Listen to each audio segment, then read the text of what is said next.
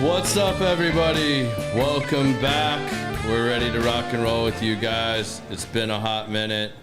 Although Biz and I had a lot of fun bullshitting with y'all the other week for those of you that joined us, but catching up, talking about life. I'm back to being the figure off the screen now. What's that voice that's never on the camera? Who's that guy that we can't ever see?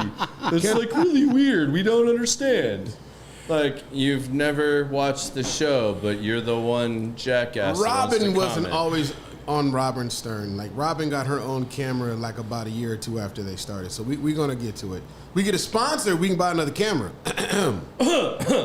Yeah. Anyway. What, so, you just need one camera? Okay. Yeah. We need to go with another camera. So, y'all, welcome to episode 70. We're happy to be back, and welcome, Shawn Michaels. What's up, Garrett? Man? How are you? I'm great, man. This has been a long buddy. time coming. Yeah. I went pregame with Shawn. Like, if anybody wants to know, like, where my pregame routine is, my pregame routine is. Pregame? Yeah, is my what you pregame. Mean? Okay, all right. Is hanging out with Shawn. That's right. Yeah. Back Nine Bar and Grill. Back Nine Bar and Grill in Addison. That's where we rock and roll. So, give everybody the 2-minute rundown of a little bit of background on who the hell Shawn Michaels is. Not the Theo Von version. Not the Theo Von version. Must ask you a question before you enter the waited for this WWF. I was going to ask him. He said, "I'll just wait till the show." So now. Oh, is that what that is? That's what that is? Okay, all right. 2-minute version. Born in California. Realized that was a mistake. Moved to Texas. Didn't know that. Went to like a military boarding school.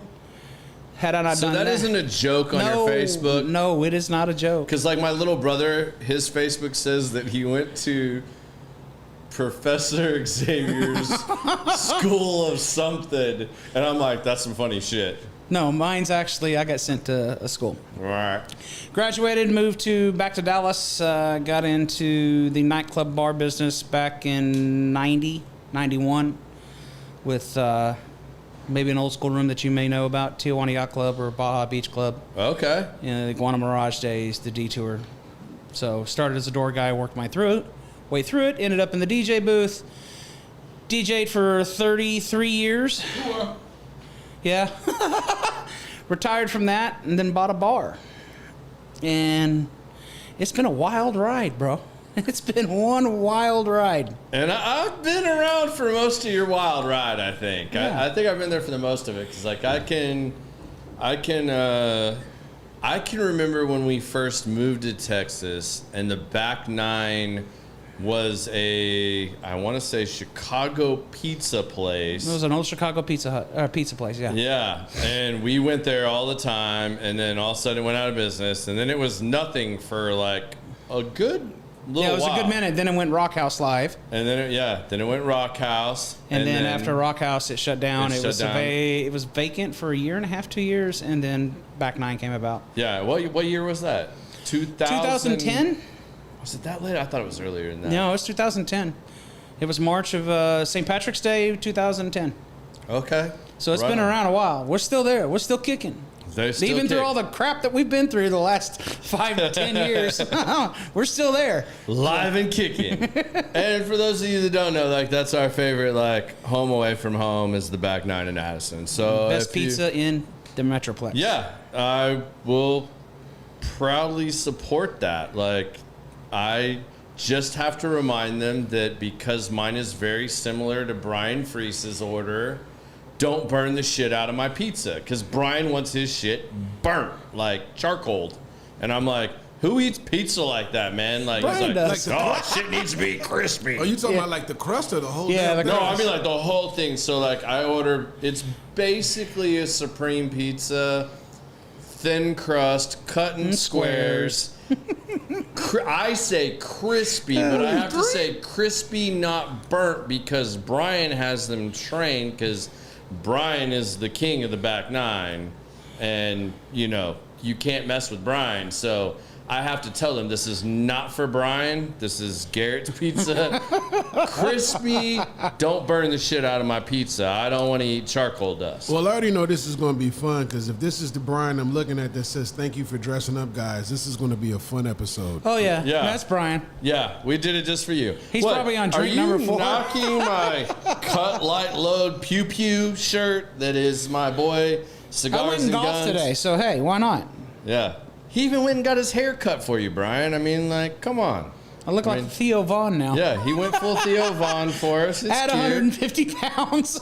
He trimmed the mustache a little bit. So, I mean, like, he's ready for this. I try. Yeah. I mean, I got to look presentable. Evan wants to know, does Sean not smoke cigars? You know, Evan be on it. No, I don't smoke cigars. There's your answer. which is my number one bitch because, you know, this, my wife's favorite thing is to complain about the fact that she can't smoke a cigarette up here and she has to go outside. But then when we say we're going to go to the back nine, and I'm like, okay, well, cool. You can smoke a cigarette inside, now I have to I got to go to the damn patio to smoke a cigar. Which, you know, this will be interesting to talk about because I think that's complete bullshit. Hold on, because you know what? They do that in casinos too. I can they do. No, I can You can smoke smoke cigarettes at a casino table. and but cigar. when they start, where? Choctaw did it last Sunday. Okay, because when I used to work at Choctaw, they was like, hell and no. No, you can smoke a Hell to cigar in the no. Choctaw. Okay. I mean, well, granted, I take that back. I haven't tried to sit down at a table, I was at a table. but I mean, like, 21. I sat And at they wouldn't a let you slot. But the lady was next to me chiefing on a Marlboro Red. something. I don't know. Yeah, that's my complaint. So, like, they used to have a rule at the back nine that you couldn't smoke until after lunch. Right. We got rid of that rule. They got rid of that because business is hardcore, and if you want to make any money, just if you want to smoke a cigarette. If you want to make money in Addison, the unfortunate part is that smoking comes along with it. Yeah. Addison's the only city in the DFW area that you can still smoke. Mm-hmm. And I don't think a lot of people understand that. People yell and scream or bitch and moan and groan on Yelp or Google or this or that. Yeah. You came to Addison that was known for the restaurants. I mean, per capita in a 2-mile radius, you're looking at, God, I don't even know how many restaurants. Yeah. A lot within a 2-mile per capita radius. So it's huge in the U.S. But smoking is allowed because the city of Addison is a township, and the city council doesn't want to take it on because it's going to cut their tax dollars in half and everything like that, and then they lose all that restaurant business and revenue. Yeah. So the city's not going to take it on, and now everybody, you got the Karens out there in the world that want to come into your establishment. Oh, this is a smoking place. Well, yeah. Did you You're not? driving for Uber. Yeah. You're picking up an order. Get effed. So it's a double-edged sword. Doesn't matter. You're going to have people that are mad about it, and you're going to have people that are glad about it. So, but the cigar thing. Yeah. Give us your opinion on My this. opinion on it, I don't have one way or the other because neither one bugged me. Yeah. My mom was a smoker all of her life, bless her soul. But the cigars have a heavier, a heavier smoke in when you breathe it in. It affects the brain a little bit more differently than a cigarette smoke. Because when I'm sitting next to somebody with a cigarette, it doesn't bug me at all.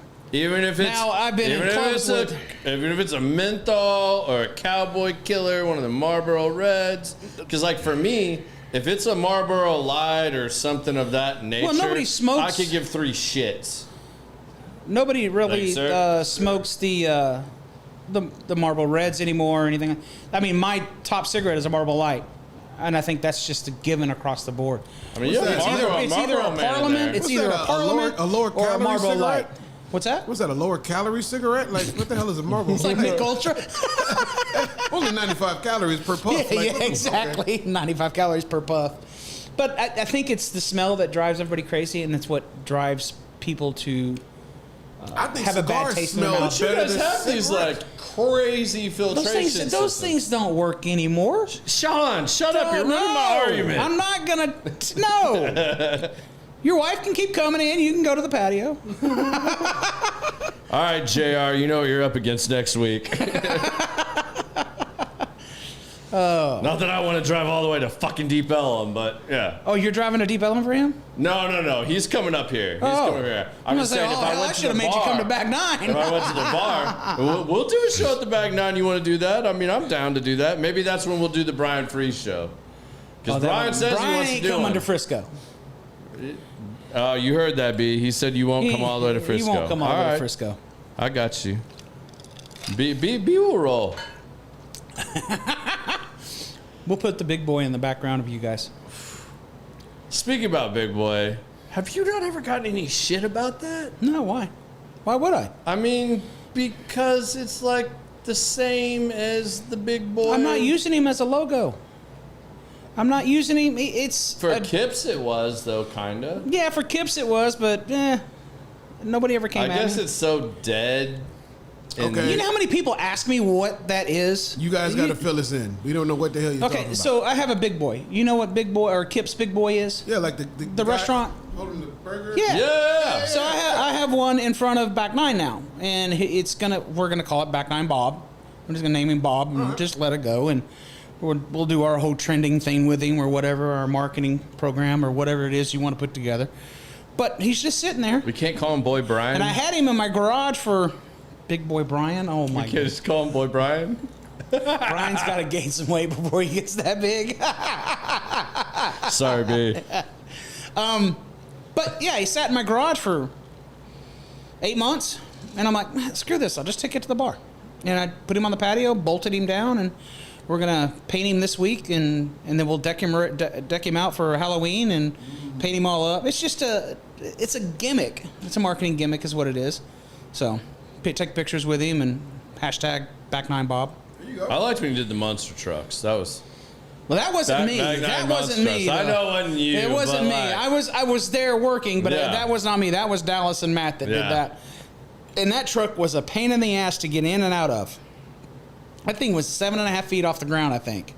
Yeah, it was ridiculous. Let's talk about a lift. Funnier when it was stolen. But Oh, that was hilarious. ended up in like what, a Garland Woods? No, it was in South Dallas in a field in the middle of nowhere off of 35. The guys that got it drove it all the way down there and decided to take it 4x4 in the middle of the night. That's just crazy. That's crazy. Lo and behold, it couldn't hold it. They were running over trees and everything, and the truck couldn't handle it. So That's crazy. So, Cali to Texas, you started DJing, coming up in the bar, restaurant industry. Like, where, because you do the DJing stuff, you had KIPS Kitchen, or have had, I'm not sure, you can clarify that one. You do the entertainment director for like some Shops at Legacy stuff, right? I was entertainment director for two concepts in the Shops of Legacy. The first one was Martini Park, which was many years ago. It is where Sushi Marquee, Sambuca 360 is now. Mm-hmm. Yeah. So that used to be Martini Park. Yeah. So I built and opened that place, sound, lighting, from the get-go.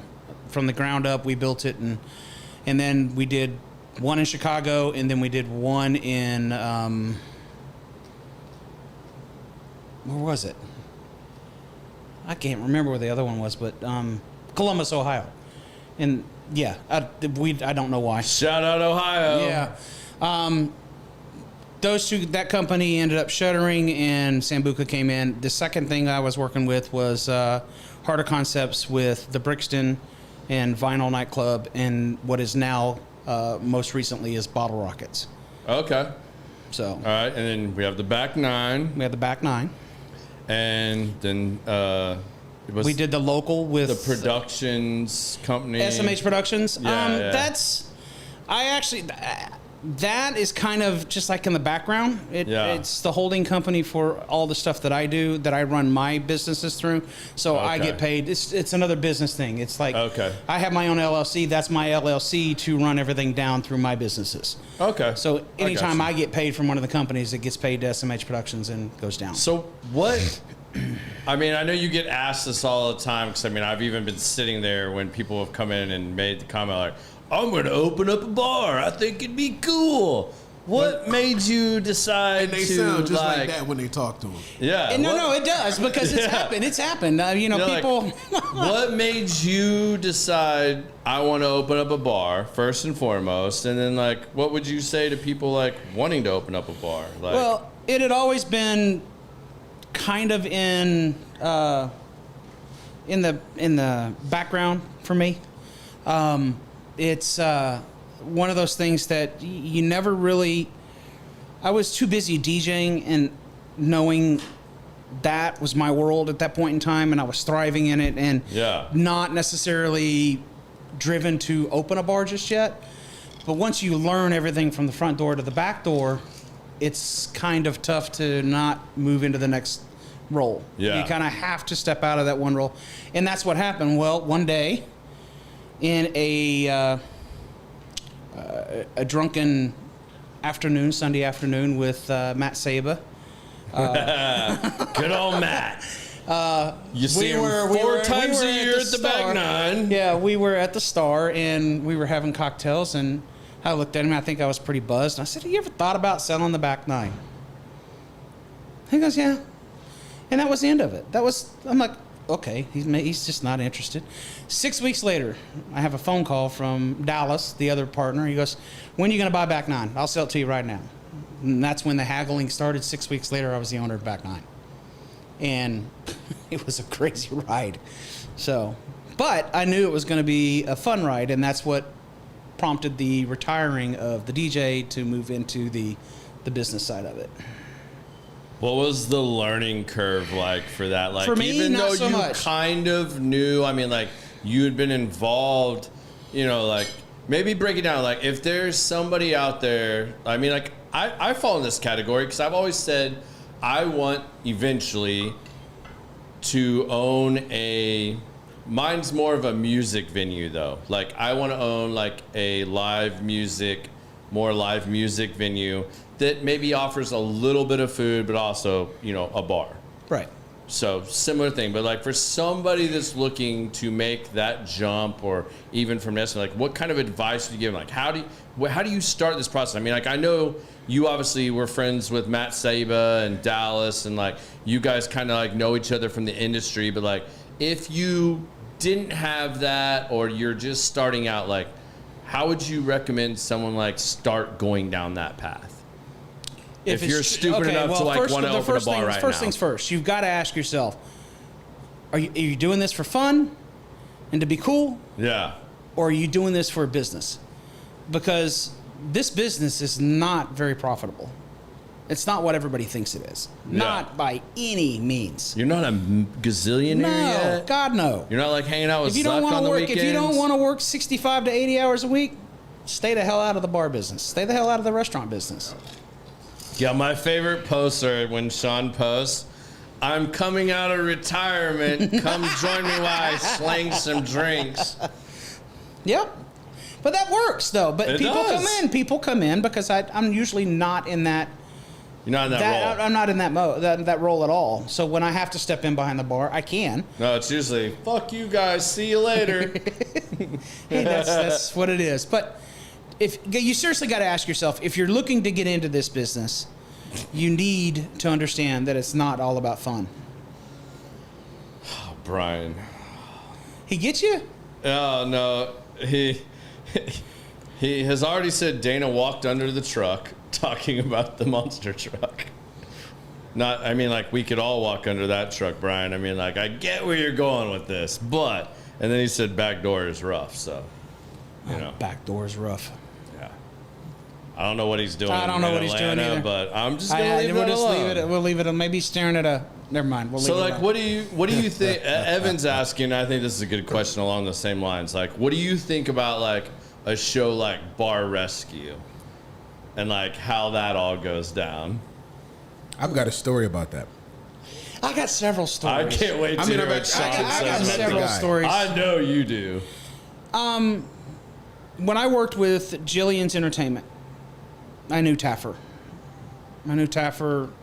He was an aspiring manager trying to make his name, cutting his teeth. And most of the stuff that they say on the show is 96% true. You've got to pay attention to the business in order to do the numbers that you need to do. You need to make sure your liquor cost is right. You need to make sure your food costs are right. All those things are done. What I don't like about the show in the way they demonize owners or, give them this is your fault or whatever. There was an episode, I don't even want to get into it, but I mean, there was an episode that pertained to a bar here in town. It was about a year and a half ago. They just ripped the guy in half. Now, the guy deserved to be ripped in half. Don't get me wrong. I didn't like the guy, but he deserved. But the way they went about it was, they didn't blame the right people. Yeah. As an owner, you can do everything in the world to make sure that your business stays on top of the game, but there's other factors that come into play. You can put everything out there marketing-wise and do everything that you can and spend thousands and thousands of dollars on digital marketing that doesn't necessarily work. Doesn't guarantee people. Doesn't guarantee you an ROI at all. And It does not. So you've got to get creative. And if the creativity of building a room is tearing it down to the studs and then redoing it, of course you're going to get people. Of course you're going to get a hype behind it. Yeah. So Dallas look is at kinda those like rooms. that. Look at that room that we're talking about is no longer even a valid room in Dallas anymore. Less than a year later. That was my story. He came to Omaha and he redid a bar that I was DJing at, and he came in and did the whole rip everybody. And not even a year, I'm going to say 3 months, they flipped it and went back to what they were. Yeah. Because of, and then they got charged for all that shit that he did. Oh, yeah. That shit wasn't free. Well, that wasn't free. That No. shit was not free. I mean, not I'm free not at going all. to call this guy a friend. A guy I knew in high school, his dad owned several bars in Dallas, Austin, and maybe somewhere else. But I mean, I know he had like a prominent, like 3 or 4 bars in Dallas, 3 or 4 bars in Austin. And I remember him telling us back then, because we were asking him, like, why do you do this like every like 2 to 3 years? He would do like an entire renovation, name change, everything. And I was like, why do you do this? And he's like, because Dallas is a seen and be seen place. And so Austin's a little more trendy, but Dallas is see and be seen. He's like, so people want to go to the hottest, newest place. He's like, so It's the Fickle 500. whether I say Deion Sanders is my partner and now I'm opening it up as prime time, even though I'm still the owner, he's affiliated, we got him tied in now, we're gonna roll this whole thing and call it prime. Now, and 2 years later, There was an actual club called Prime. there was. Yeah. I mean, I'm using that as an example just because it's something that comes to mind. It was still up Excuse and me. going when I moved But here. then there's other ones like that he had that were staples, but like you would see them like every 2 or 3 years. Flip. They would come in, they would flip it, they would just like tear it back down to the drywall. They would make it look totally different. They'd give it a new name, and then now that's the promo going out on the radio, everything else. Like, come to this spot, like this is the thing, like VIP, bottle service, blah, blah, blah, blah, blah. We're doing this, and it would be, That's the bar business, period. Everybody prime. does that. But then there's the other side of it too, is like you guys, I mean, there's a few of you that have been in the Addison for a while. Well, that, Back like, Nine's going on 15 years. Yeah, I mean, right. that's a feat in itself. There's not many that have stayed true to themselves. So like, have you ever like contemplated that or really I mean, I know with like there was a chance that like you guys are gonna have to relocate spots, stuff like that. That got pushed to the side for a while again. You guys are getting to stay there now, and you're not having to revamp. But like, have you ever gone through that process of like, we just need to like reinvent ourselves, but it's still Sean's bar, and we're gonna. There was a room here in Dallas that we did that to. It was Avenue, and Avenue had a good. It had a good 5. I think it was 7 years, close to 7-year run. It was called, what was it called? It's called before? Theory now. Really? Yeah, it's called Theory now. It's down off McKinney Avenue. Okay. But the guys had been, it was Aura before Avenue. It was Aura, then Avenue. I'm thinking and it was something Rio different. Mambo before Aura. So this room has been a nightclub for the last 30 some odd years here in the DFW area. But nightclubs are the ones that usually do that. Right. Yeah. But to stay relevant with their bottle service, they're relevant with the customer base. McKinney Avenue drives most of their business from SMU. Yeah. So you get kids with Amexes and black cards and whatnot, and so bottle services like Bottle popping. popping them bottles to all night long down on McKinney Avenue. But do you have to do that with bars? Like, is that? They're not necessarily like sports bars. Most sports bars can hold their own usually for 5 years. If they're doing everything right, they can hold for 5 years. Back You're nine going on is 15. I'm going on 15. So we're just one of the lucky ones, and we've kept the business as tight as we can keep it, and we're just pushing forward. I mean, think we made it bars- through COVID because we had a quote-unquote drive-through window. We had a window on our side patio. You've seen that window on our sidebar that just lifts up. Yeah. So during COVID, while everybody else had to shut down, we had this huge side patio that was enclosed, and we could serve pizzas and alcohol through our window, and everybody'd stay 6 feet And apart. see what you're saying. I think bars become staples that you just do some upgrades to, but everybody knows everybody. You get it. It's a central locale. You don't have to make it something different to keep it. Nightclubs are trend. They got to keep flipping. Got to keep, just keep up with everything. So because you can change everything. You walk in and it's the same people behind the bar. Right. You know, a leaf wall with neon on it, it can only last so long. Exactly. And But a bar that's is a what spot happens you in some go of the to be nightclubs. familiar, to be comfortable. That's your home. Like cigar lounges. How many cigar lounges flip and trip and change? No, they become a staple. Where trendy clubs, that's what you said, it's a trend. Yeah, it's a trend. So they got to keep flipping it. The So thing what about- would you say makes the Back Nine different than other bars in Addison? Like, what has allowed the Back Nine to sustain a 15-year? I think it has a lot to do with the staff we've had over the years. Yeah. A lot of it does. For the longest time, we had, and we still do have a good staff. You still got your rough people that are just new to this and don't want to do the right thing, and that ends up running off business a little bit. But the main thing that has to happen is that you've got to have personality. You've got to have listening skills. It's not all about the bartender and their problems. It's like listening across the bar top. Just listen to somebody. Let them vent. They came to you. All you got to do is serve them a drink and let them talk. Give them service. Make sure that they've got their drink. And a lot of our Steve, bartenders... this does not apply to you. Nobody wants to listen to you talk if you're listening. Boomer sooner. Yeah. But if you have bartenders that see somebody pull into a parking lot, and the minute they walk in the door, they're 10 feet from the bar, and they see their drink sitting at the bar, ready for them to sit in their seat, that is guest service. That is making sure that they are taken care of. And that's one thing that we do really well at Back Nine with a lot of the regulars.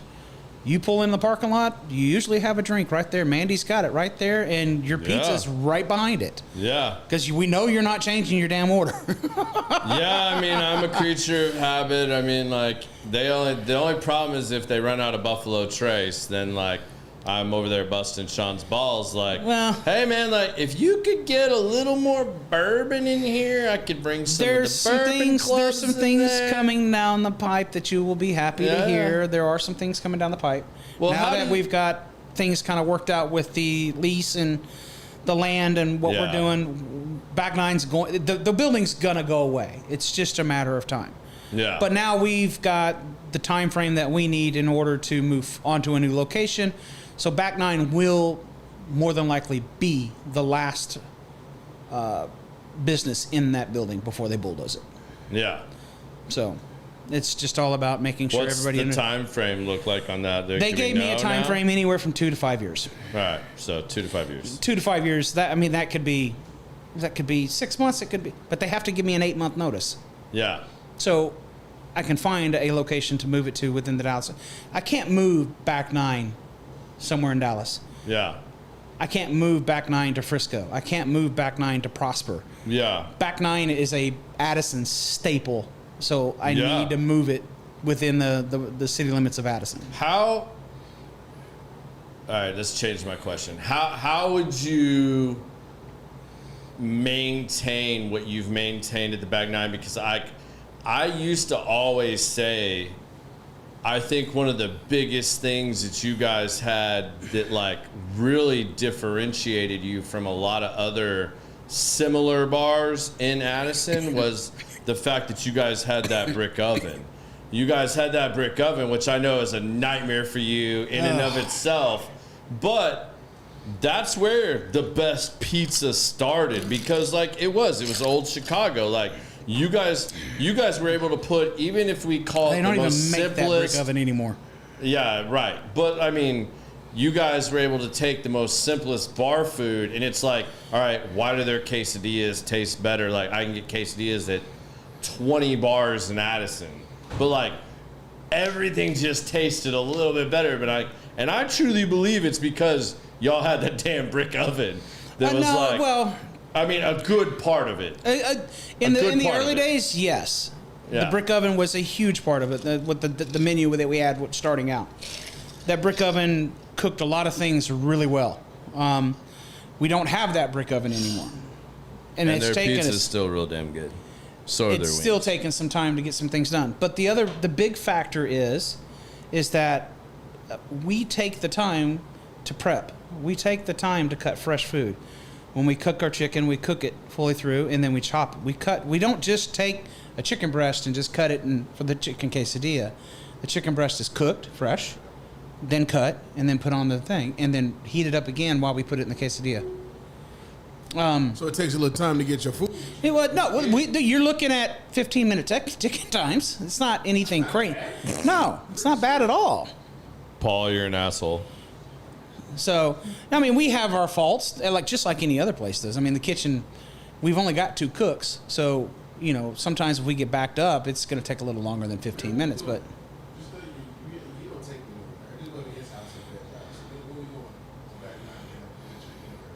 Bruh.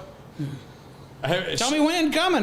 It's all good. Hopefully my wife's still not feeling well. No, I'm just kidding. I mean, I'm up at the back 9 at least 3 days a week having lunch. I mean, like, no bullshit aside. Like, this is my go-to spot. Like, it all started with Brian. Well, me going back in my adult years is all because of Brian Freese.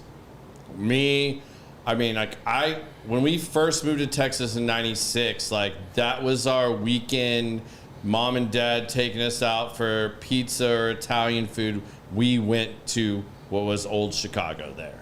So, like, that building had a significance of, like, one of the first places we really latched onto when we moved to Carrollton in '96. So, that kind of started it. And then when I started going back to it in my early, 2010.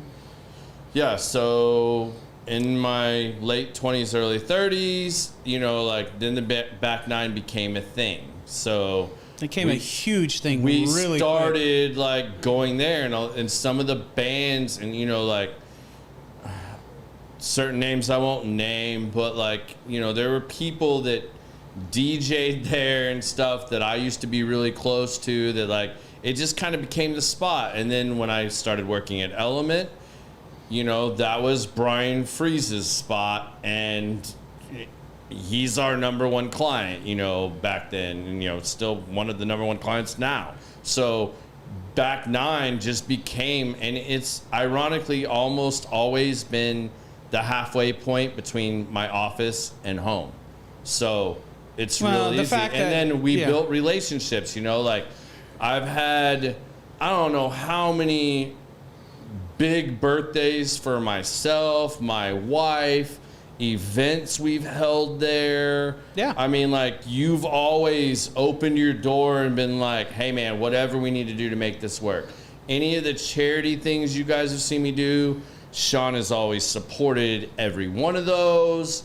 Whether it's gift cards, hats, swag, whatever, or just letting us have the event there. That's what's happened. So, I mean, my wife's birthday, and Brian Freese, and we get Paul Beckingham, and, we get those guys, Money for Nothing in there, and we have this huge party, and we're blowing out the back 9, and they're hating our asses. Get them the fuck out of here. Get them out. They've had enough. Tracy says you have the best real cut French fries. Tracy, my girlfriend's on there. That's my girlfriend. Oh. Yeah. She actually came through the restaurant the other day, and she goes, "What are they doing back there?" And you hear this. We are cutting fries through the old school way with a rustic potato and straight through the fry cutter. So yeah, we wash the potatoes and then we cut them with the skin on them and go. Do you guys still do DJs and bands and all that? We do DJs 2 nights a week, and we do karaoke 2 nights a week, and then we have rock and roll bingo on Monday night.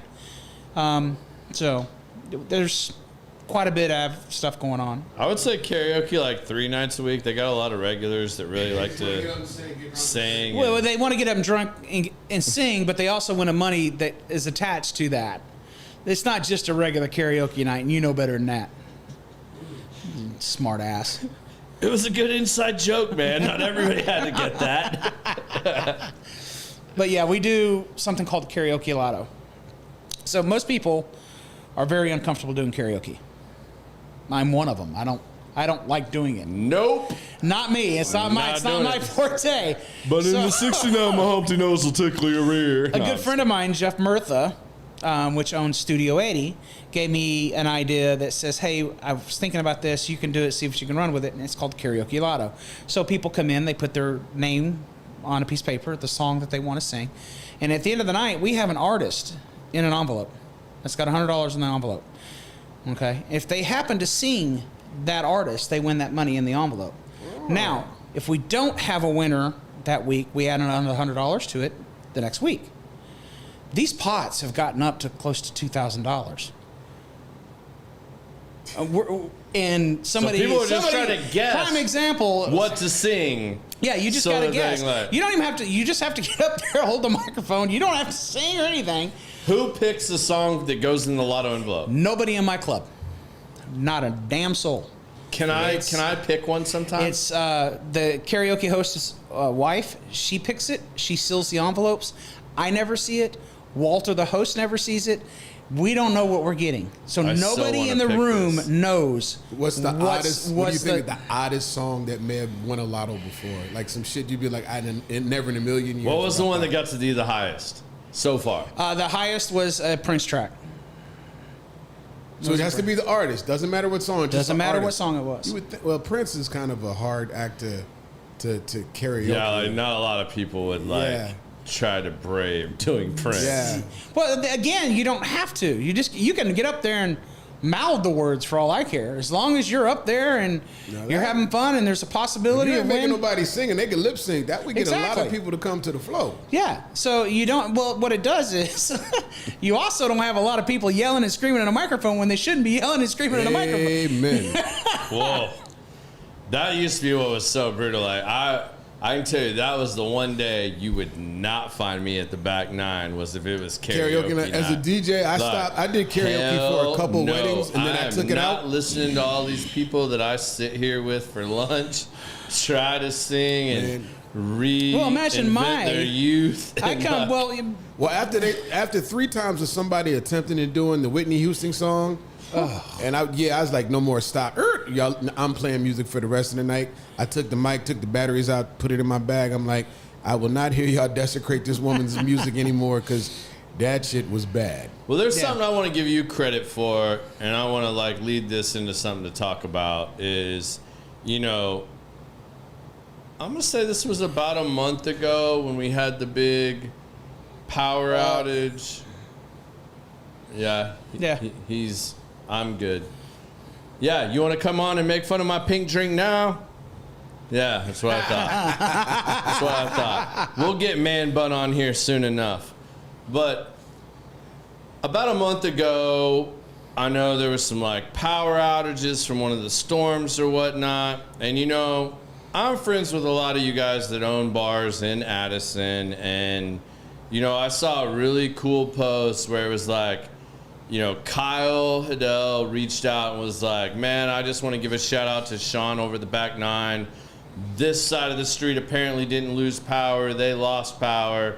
And you opened up your freezers, fridges, whatever, to Kyle and them over at the Hub and Ron's place. And, as a greedy bar owner, you didn't have to do that. You could have been like, F you, I don't have room for your stuff. But you opened it up and were like, hey, man, I'll help you save whatever you can save. I got this much space. Like, bring whatever you can over, and you helped them out, man. Like you did a solid for another competitor in there, and like, but I see this, and that's why I want you to talk about this a little bit. Like, you guys don't all see each other as competitors. Yeah, you guys all have bars in the same space, or you guys all know each other, whether it's Deep Ellum or Addison or Dallas. You guys Right. have all worked together at some point, or you share bartenders, or bartenders have come and gone. Yeah, God Yeah. only knows how much staff we've shared between us. Quite honestly, this is something that has become a thing in, I don't know if it's every market. I do know it's very prevalent in Dallas's market. Yeah. It's almost like you shun the other owners, and that's not how you should work. It's not how you should work at all. Yeah. Anybody you can have on your team to help you, you want them. It doesn't matter if it's another bar or not. If they're leaving that bar, hey, go check out Back 9.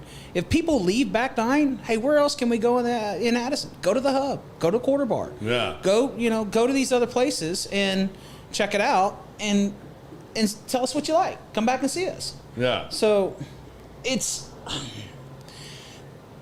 there was a bar in Addison that used to cause nothing but problems. They called TABC on us. For the big 4x4 truck, any labeled truck or the Hummer that the Hub had, or if I wanted to label my car, I'm shocked that I haven't been called about the big boy sitting in front of my restaurant. Oh, But it's coming, I'm sure. I imagine it's coming, but it's Yeah. just on my patio. It's not like out in the middle of the street or anything. So this guy is no longer in business. The location is no longer there, and Yeah. I think everybody can put two and two together. But he would call all sorts of trouble. He would cause all sorts of trouble with the other bars in the community, and it just That sucks. it sucks because we're all on the same boat. Especially trying to keep the business in Addison late night after 10 o'clock is already hard enough as it is. And there's only a handful of bars that you can go to that are open that late anyway. You're not going to be able to go to PJ's till 2 in the morning. You're not going to be able to go to Fridays, and Fridays is just now closed. I don't know if you know that or not, but you can't go to Chewy's till 2 in the morning. All these places, and they don't serve food that late. So where do you go for good food, good quality drinks? There's a handful of bars in Addison. That's it. Yeah. So we all have to have each other's backs because we're so spread out. I mean, Addison, it may not seem like a very big town, but it's big in perspective of... It's pretty big. Yeah. I mean, especially when you think about how many bars and restaurants per square foot, mileage, whatever. There's a lot there. Mm-hmm. And there's a lot of mom and pop. For even you guys, like, and I'm not saying you guys all get along all the time or anything like that, but like to still have that like camaraderie and like be able to do those things for each other. Like, I know even if it was all the way down in Deep Ellum, if you guys' shit was like completely wrecked, JR would be like, hey man, like, And same way with JR. If he needed a place to live, he could do it to any me. of them would be like, hey man, like, how can we help you guys out? Like, Yeah. they've all been there. Like, you guys have all been through it. Like, there's kind of a brotherhood there. So again, like, I'm gonna kind of circle this back. Like, how did you go about building those relationships and networking with these guys to be successful in that space and to have a supportive community like that? Because I think that applies to a lot of people's scenarios. This goes back not just in my restaurant years. This goes back from when I was a DJ and I worked for some of these guys. And they knew exactly who I was and how I held myself as a business person, as a DJ. We all have seen that one DJ that gets so hammered that he can't do his job and falls asleep behind the DJ booth. Yeah. There's quite a few of them in this town. Yeah. You hold yourself accountable, and that is who you are. And that came along with me as I bought Back 9. Yeah. So Kyle knew who I was. Nick over at Quarter Bar knew who I was. Matt and Dallas knew exactly what I was going to do. They were shocked that I did it so quick, but yeah. And then you add everybody else around the town that I've known and had good relationships with since I came back from traveling as a DJ. What would you say are maybe some like good life lessons you've learned as a bar owner? Don't buy a bar. I knew you were just gonna go to that like right out the gate. don't buy a bar. All right, come on, dig a little deeper for us. Life lessons as owning a bar. You learn to work in chaos. And what I mean by that is that you learn to deal with stress a lot better than you've ever dealt with it before. Because if you can't deal with stress, you will not be successful. If you can deal with the chaos and you can understand what needs to roll off your back and what needs to stay on your shoulders, it will save you tenfold over. Because you can't tackle everything at the same time. What are some of the, like, all right, let's do something fun. Like, what are some of the craziest, good or bad, like, bar things that you've, like, got to experience over, we'll just say 15 years at back nine? 15 years at back nine. What's the craziest thing I've seen? Craziest and funny. Let's go craziest and funniest. Craziest thing I think I've seen, and I haven't seen it this crazy, and this was the night that we did Mini Kiss. Do you remember that? I don't think I was there for that. I know who Mini Kiss is. You know who Mini like, Kiss is? Little people doing I was about dressed to say, it's got to be little people dressed up. Yeah, that's exactly what it midget is. Kiss band. Yeah, it's a Mini Kiss band. Wow. So I get a call, or I didn't get the call. I think it was Matt or Dallas got the call. And I'm with Matt and Please tell me it was Dallas. And we get a call. The hotel behind back nine at the time was still Hilton. Yeah. And the band, it's 2 a.m. They've decided to get into the hot tub. And they're all washing their clothes in the hot tub drunk. It was pretty hilarious. The little guys? The little guys. The little It was like a bunch of Oompa Loompas washing their Peter clothes. Chris? Yeah. Was It was pretty funny. I think we just topped the R word from the episode 1. Which Well, we okay, are I must bringing have back missed for that you guys. episode, but okay, well, you got to fill me in.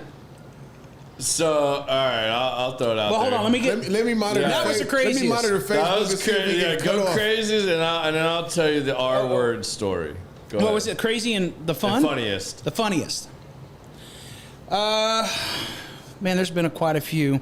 I just wanted they had on their makeup when they were doing it. I think the funniest is what people think they can get away with. And it doesn't matter. It could be a sexual thing. It could be a stupid thing. All right, hold on. Pause before you go any further. Did you see the TMZ? Like, I just heard about this on the radio this morning.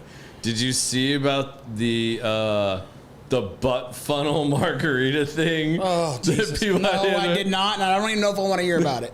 So somebody On TMZ? apparently, somebody at this bar, like the bar had to answer to and put out this like, this is not what we condone. This is not we uphold the highest standards. Blah blah blah.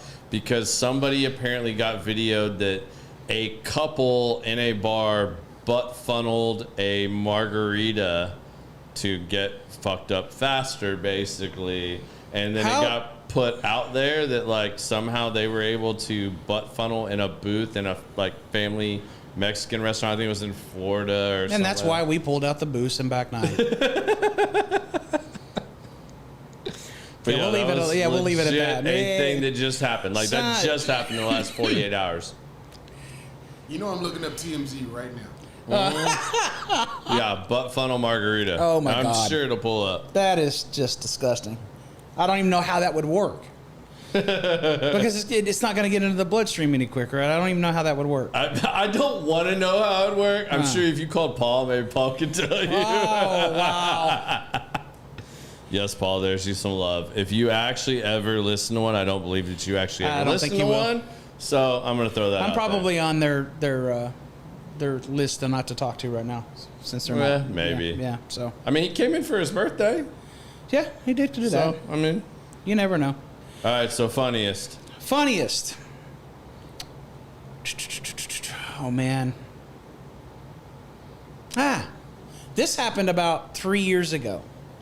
And it actually involved me. And Even better. if you are a Karen, turn this off because it's gonna piss you off. Yep, no Karen's allowed. I had a group come in, a lady. They had ordered some wings. They had ordered the chicken quesadilla, and they were not happy. But they ate all the wings, and they just left the bones, and ate half the quesadilla. And she wanted a refund for all of her food after she had just eaten the food. So Right. my manager comes and gets me, says, hey, they want to talk to the general manager, blah, blah, blah, blah. So I go out there, and I'm talking to the lady, and I said, well, ma'am, you ate all the wings and half the quesadillas, so I have to charge you for it. I can't just give away free food. She goes, I want to talk to the owner. I said, okay, I'll be right back. I walked 6 feet backwards, turned around, turned my hat backwards, and I said, yes, ma'am, I'm the owner. Do you want to... Lost her mind. She lost her shit. She lost her shit. Oh, my God. So, needless to say, she was cussing all the way out the door, and she's never been back since.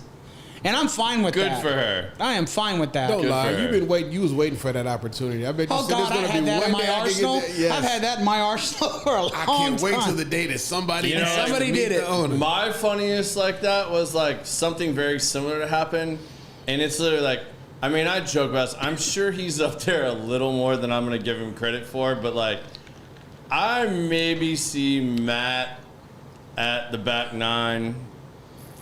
I'll give him 5 times a year that I actually catch him there. He's there a little bit more than I'm that. sure, But, yeah. like I said, Yeah, I'll he give him comes more in. than that. I'm gonna say like roughly, like I catch him 4 or 5 times a year. We get to talk, we have a couple drinks, whatnot. But A couple drinks with my ass. It's like a bottle of Rumple. I don't do rumple. Oh, well, I don't care, but it's a bottle of Rumple with him. He has to get me tequila. I will drink tequila with him, but I'm not drinking rumple. I'm the I do guy not that- work in the service industry, and like, tell me you work in the service industry without telling me you work in the service industry. yeah. You order rumple. But- I ain't doing that shit. I Matt ain't doing walks in the that. front door, I ain't I doing walk out the back door. Tawaka. I'm If that not doing tells you anything. Goldschlager. I'm not doing any of that shit. No, I'm out.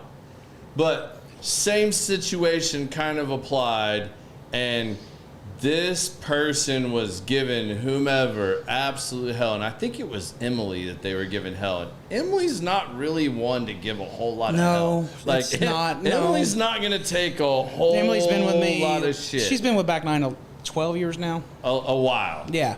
So like Emily's not telling you, and this lady gave Emily so much shit, and was like kind of same thing. Like, I want to talk to the owner, and like you had just left. Like, I mean, like I think you were like, I'm gonna run to the bank. I'll be back in 20 minutes. Like, I'll be Right. back. And like as you left, this starts exploding, and Matt's like sitting like bar stool next to me, and like Emily's like, Matt, you have to come deal with this. Like I can't. Like I'm done. Like, Oh, boy. and like If there's anybody worse than me, it's and Matt. Matt like goes over and like, I've never seen Matt's like veins pop out of his neck before. And if any of y'all know Matt Saba, like he's a big dude, like, and he's pretty jacked. Like him and Dallas are jacked dudes. They are. And like Matt was about to say, it's the coolest. Like he handled it like real cool, but like, and she was like, well, I don't give a shit. I want to talk to the owner. He's like, ma'am, I am the damn owner. Like, so yeah. you can either like take this or don't. The door's right there. And he walked back down. I'll take another shot. And sat down, and like she was still over there just yip, yip, yip, yip, yip. And then she walked out the door. I was like, good for you, bro. Yeah. I mean, it's gotten worse over the last 2 years. Entitlement. Because people think they can say whatever bad. the fuck Yeah. they want, Entitlement is and bad. just like that's cool. And I think that's because enough people haven't been punched in the fucking mouth. Like Well, you there- can't punch just talk somebody, to you get in people like trouble. that. You punch somebody, you get in trouble. Yeah, not that worth too. But like, I don't know. I think we need to get back to that a little bit, because I you agree. cannot just talk to people like this. Like, I don't know where this sense of entitlement and just the audacity to talk to another human being the way. let's lot dive of into people this do. a second here. Nobody knows how to talk to people. You know why? Because they're on their damn phone the whole time. Phone. Boom. Thank you. Love Nobody that. knows how We've to had have a this conversation. discussion. We literally just had this discussion. They don't know I was how about to to do a whole public speaking thing about this Communication, and yeah, you're phones. Like, it drives me absolutely fucking I've insane. actually thought about when I possibly do the next back nine. And this is something they're playing with in the UK. No phones. No phones. Amen. You got to force. You come in. It'd be quiet as hell. You come there. in. You hand them a bag. The bag is locked until you walk out the front door and you give the bag back. No phones. No nothing. You are forced to have conversations with people at the bar top. Well, we got kids at home. What if one of my tough kids shit. call Don't come me? to my place. I'd be like, I mean, You came here for a night away from your kids. don't sit there looking for them to call as your bullshit excuse to have your phone. You're right. Yeah. I think that's a hard sell in a bar. I don't. I think that's gonna be a hard sell in a bar. Like, unless this is gonna be some like really like exclusive, like you're gonna. I mean, how do you see that working? How many bars have you gone to and you see people just you can't have a conversation? You came out to have conversation. You came out to people watch. You came out to meet new people. How many times have you met somebody new at a bar? Ask yourself that. No, I mean I can. Like, so, but for me, if I'm going to the back, and this is just me personally. So, I'm not talking about back nine. No, Yeah. but I'm going to in Okay, the analysis of this. If I'm going to the back nine, I am going there to have some food, have a few drinks, and to unwind. Like, my people are here, people I know. Like, I'm just trying to have like a real low key. Is that why y'all's internet sucks in the back? No, I'm just kidding. But, you know, I'm going there to just kind of like unwind and, you know, I want to have casual conversation. I'm not going there, you know, I'm married. I'm not trying to like have, you know, like my experience might be different than some, but like, and then, you know, whether that is Will Call or the Hub or Ron's place or what have you. You know, if I'm going to one of those places, like I'm going to have a couple drinks, have lunch, hang out with a client, have conversation or a good friend, or I'm coming up to industrial, same thing. You know, like I'm not trying to do that. Like, you know, if I'm doing something more business, it's either going to be probably here at industrial, maybe Cowboys Club, something like that. And when you're in those environments, I mean, you're checking your phone maybe every couple hours to like see if your wife or somebody's like texted you or something's important. Like you're wrapped up because you're there. Like when you go to Cowboys Club, your intention is to meet with people, have business discussions. Right. Stuff There's like that. there is a You have a dress code. You have. I mean, Right. like there's all these things that tie into that. That would be hard unless you change the environment of back okay, nine. but well, back nine is not the environment I'm trying to change. Right, I'm trying right. to change something different in a new venue, a new sports bar. Right now, back nine, we don't have a phones problem. Do we? Some people come in and sit at the bar and watch their earplugs and watch their little TV screen or whatever. Yeah, some people maybe. do. Yeah, I guess so. Yeah, Well, that doesn't bug me. But what Yeah. what I get irritated about is that you'll see a group of 20 sitting there, and they're all meeting up for a birthday. Yeah. And you look down that table, and they're sending messages to each other when they are right across from each other. Yeah, that's annoying as shit, man. That is just ridiculous. You know You what it cannot is, though? have a conversation face to face. Because they're talking shit about somebody at that table and don't want Yeah, them to know. it's true. And there's no such thing as I don't want to say there's no such thing. Friendships are not built like they were. They're flighty. Yeah. I mean, But that's the biggest thing. Like, I mean, like that's, you know, I think that's where I kind of hit the jackpot when I went and did the speaking thing with Redmond. And yes, I know, like, my bad. I need to get that posted. I promised I would post that video, and I do have it. I'll get that out there. So first and foremost, my bad. It'll be out there before the weekend's over. But that's kind of where I went with this, and like in my 15-minute TED talk I had to give was like, I don't want to say, Could you do a TED Talk? yeah, I can now. Yeah. 3 months ago, no. Now I could do it on this. Like, yeah, I need a little more preparation. I need more work. I'm working on it, like, to get my presentation down. But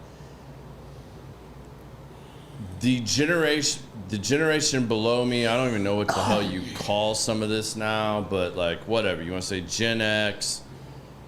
Why label it? Whatever. Yeah, whatever. Like, if you were born after 1990, 2000, those generations have an extreme issue with communication, building relationships, networking, and selling.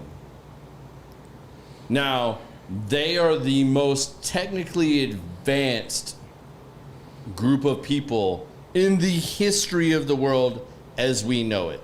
True. Like, they have more at their fingertips than any other generation. No, agreed, 100%. By 1,000%. Like, I mean, it's insane. But that's caused a problem because they don't know tone, they don't know inflection, and they think everything can be sent in a messenger, a WhatsApp, a email, and they lose that. And then they wonder why they can't build a relationship or rapport with somebody. Well, it's called hard to build a relationship have a when somebody real sends you a fucking conversation with somebody. Yeah, you're not sending smiley faces to people. Yeah, like, if I sent you and I didn't know you, like, say I didn't know you, I'd come in the bar once or twice, and I'm like, I want to have a big event at Back 9. And I just send you a random-ass messenger on Facebook because I find you, you're the Back 9 guy, all right, cool. I send you this messenger, and I'm just like, hey, Sean, I'd like to have this event at your space. I love your voice. You would be like, you would probably not even respond to me. I mean, actually, I know you. You would respond and it'd be something completely smart ass. No, it actually happens more than you think. It actually happens. I'll get messages through our reservation party line or whatever you want to call it, email. Yeah. And they say, hey, I'd like to book this, and this, and then it's got pray emojis, smiley face, laugh out loud, blah, blah, just all of this crap behind it. I'm like, the hell? Who wrote this? Shit? An AI? Yeah. That's what I'm thinking. So I'll call him. And it's some kid that wants to throw a party for his birthday that just turned 24. And he's got 20 people that he wants to bring. And I'm like, okay, well, are all 20 going to show up? Do you know your head count? So I can make sure that I have the right staff in place to make sure that you get the great service, this, that. And it's like, the minute we start talking about that is the minute they start like Frogger dodging the cars. They don't know what to do. So I hate it when kids end their sins with yeah. Yeah, it's going to be 20 people and some people. Yeah. Yeah, it's like, irritating. That's the period. But that's the, on the end of that's the their period sentence. that we live in. It sucks. It sure is. But you have 2 kids. I got a bunch of kids. He got more I than said 2, two. A bro. bunch of kids, and all of them know. He just got 2 babies I got right 2 babies. now. All the rest of them out the house, but they all speak proper English. They all understand English. how to communicate.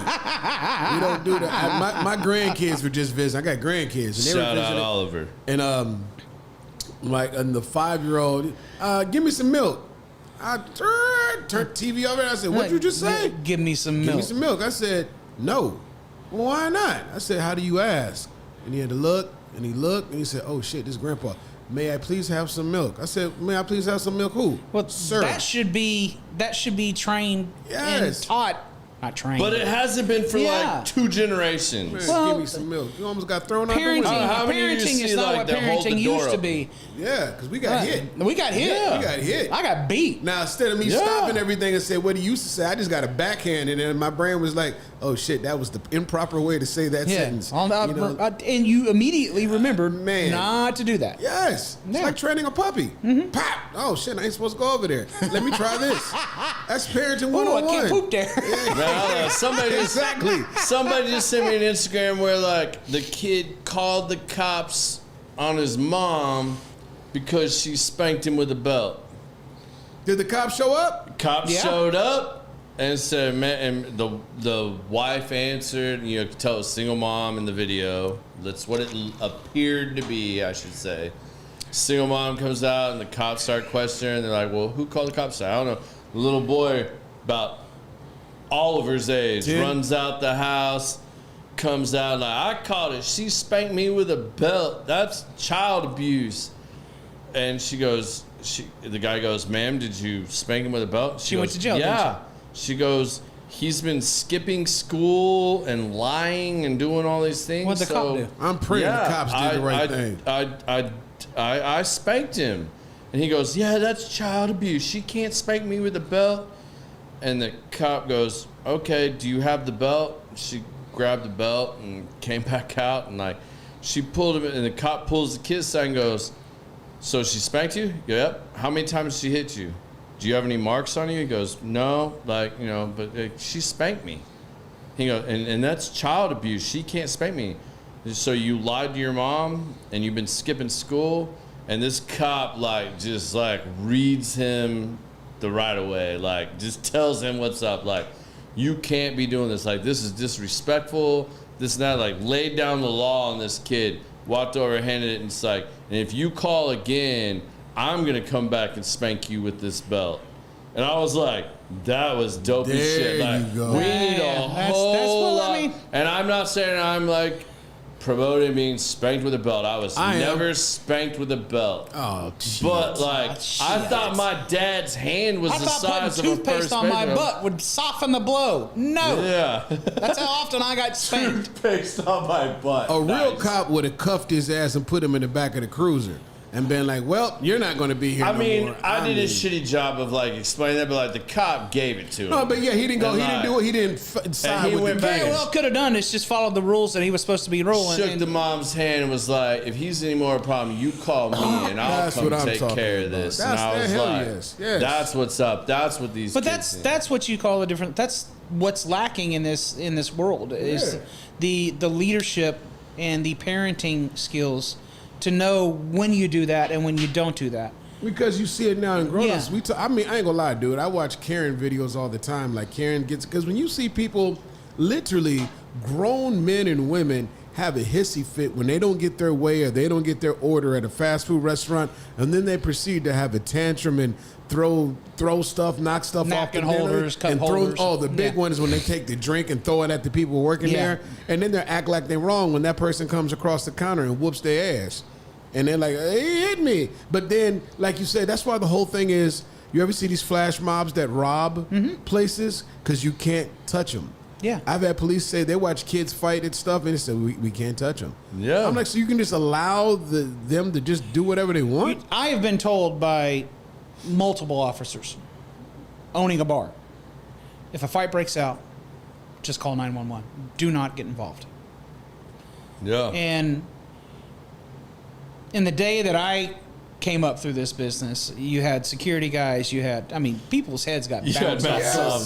Sure. Yeah. So, The 911 wasn't doing nothing but cleaning it up out front after you whooped their ass it's and put not them like out. my staff is going to throw punches by any means. Yeah, but they could subdue the shit out of them. Yeah. But there's been some stuff in Back Nine in the early years. There was a huge brawl at one point.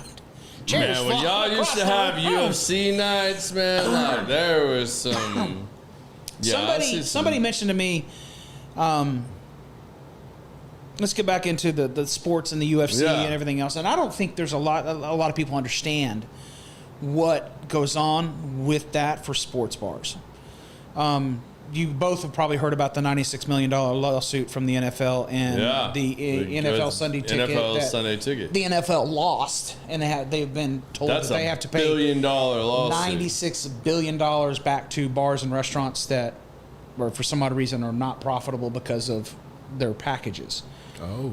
So when they opened it, before those packages were available to the general public, they were only available for sports bar restaurants that were going to show every game, all the games, to help promote and get the NFL where it was at. Now they've opened it up to the general customer base, the residential customer base at a lower rate than what the sports bars pay. would either one of you have an idea of what it would cost for a room that has 200 plus people in it? Yep. A UFC fight? No, UFC fight's a different thing, but I'm talking about the Sunday NFL right ticket? now. Sunday All right, ticket. just NFL. Take a guess. $5 grand. I was gonna say about $3,800. $11,800. Was that every Sunday? That's every Sunday. I was going with 5. Damn. Divide that by 18 games. That tells you what you've got to clear each Sunday in order to do it. And you're not going to clear that 90% of the time. Hell no. So, Especially if you're a Cowboys UFC's another thing that Dana has made it so big and so successful. It's kind of like the same thing with NFL. Depending on the fight, depending on your fire code occupancy, it's through the roof. I mean, some places, if they've got 20 people, they'll pay bottom dollar. Place like mine, you're looking at Max capacity. $3,800 for one fight. Imagine paying $3,800 for a McGregor fight and it lasts 30 seconds. You're not going to make that money up nowhere near in the till. No. So, there's a reason to. Everybody is like, you don't show the fights anymore. You don't do this. You don't do that. All right, cool. Pay a cover charge. You pay a cover charge. No, we're not coming if you pay a cover charge. So we just decided to 86. Man, just stream my phone here. Take it right here and just airplay it to Can't the do TV and we good. You can't do that though. I know, but I'm just saying that's the hood. That's And what that's we what used to sucks though, because like I would pay that, like I'd have no problem. Me and my wife wanted to come out for the UFC, and Back Nine was putting it on $25 cover charge or $25 minimum purchase, whatever. Well, like, we were talking about a $25 minimum table purchase minimum. cool. All right. But even at that, you still don't make. You still ain't gonna make You it. still don't cover it. I understand. I mean, Yeah. like, it makes sense. Yeah. I mean, but like, yeah, I mean, they make it tough for that. So I mean, they're gonna be paying out. Like I saw Roger Goodell still like trying to fight it, but like you went all the way up the chain, bro. You got like $2.something billion levied against the NFL. Yeah. Well, That's they're deep. gonna. This. I just got my renewal for it. It's the same price. Yeah. It's the So same price. nothing's this year. changed. It's not gonna change. It's the But same price. I think where they got hit too is like the blackout games. Like, Well, okay, but the you blackout were games this supposed year. to still have Peacock every has picked game. at the blackout games. Yeah, But but Peacock has picked it up this year. By getting Sunday Ticket, you were supposed to be able to show every game. It's supposed to. And if it was a Cowboys game that was on, say, Bally's, just because, you know, like it could have been blacked out on Sunday Ticket even because you're local and they didn't sell enough shit, so they gave you every other game but the local game, which is the whole reason you got it. Mm-hmm. And like that's why they lost that lawsuit, Yeah. and why they're going to eat a lot of shit on that. Yeah. Also, with that being said, the NFL Network and DirecTV put a lot of bars out of business because they would do old school. And now I don't know if a lot of people understand this, but when they broadcast from the game, they have to shoot it up to satellite. Mm-hmm. So if you know the satellite that they're shooting up to, T5, G3, whatever it may be, you can find it. If you have an old school, where you just, the dish went, Yeah. you could find it. And when I worked with Jillian's Entertainment as the director of operations, we had 5 of them bastards up on the roof that we could scan. And literally, I would scan.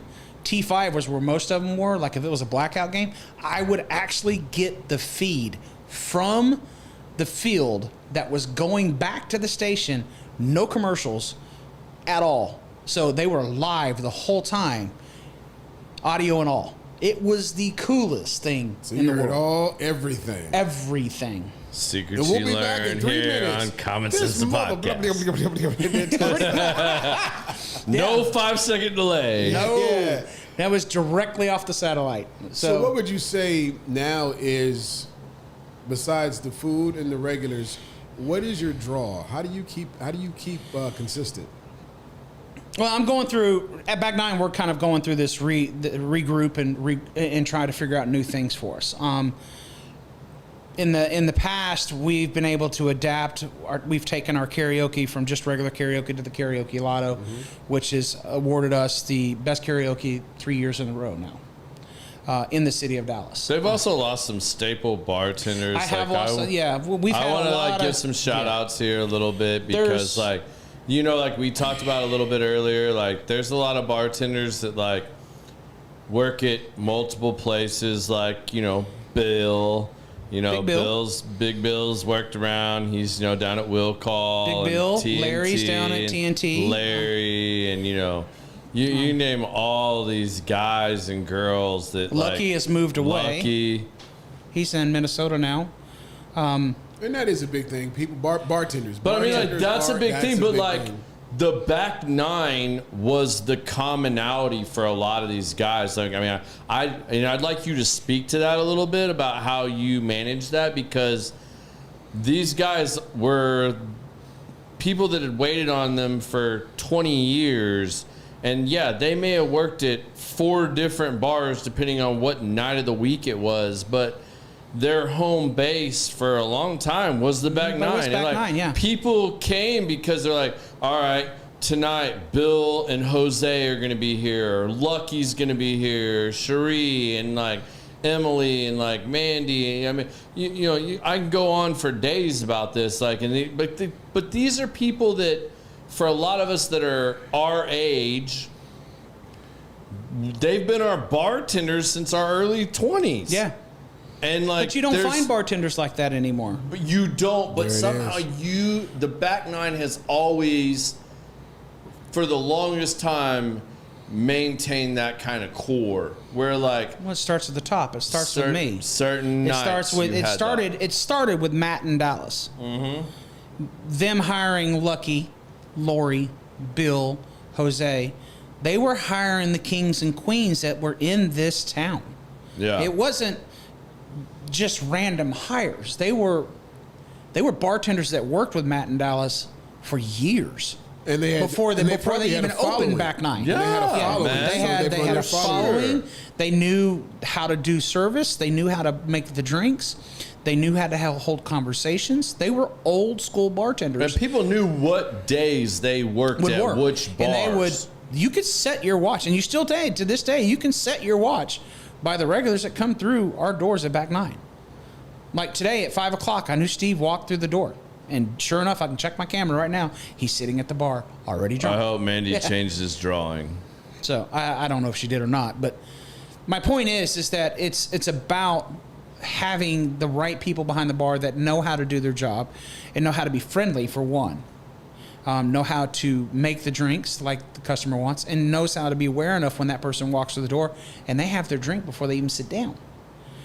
That is what Back Nine has always been, and it always will. When I bought Back Nine, I had 2 partners that tried to change that, and 3 months later, they were gone. Because you can't change something that it didn't need to be changed. Right. It just needed some fresh eyes and a better business acumen of how to move forward and where to cut money, where to save, and that's what we've done. And Matt and Dallas did a great job. They did a great job for the first 10 years.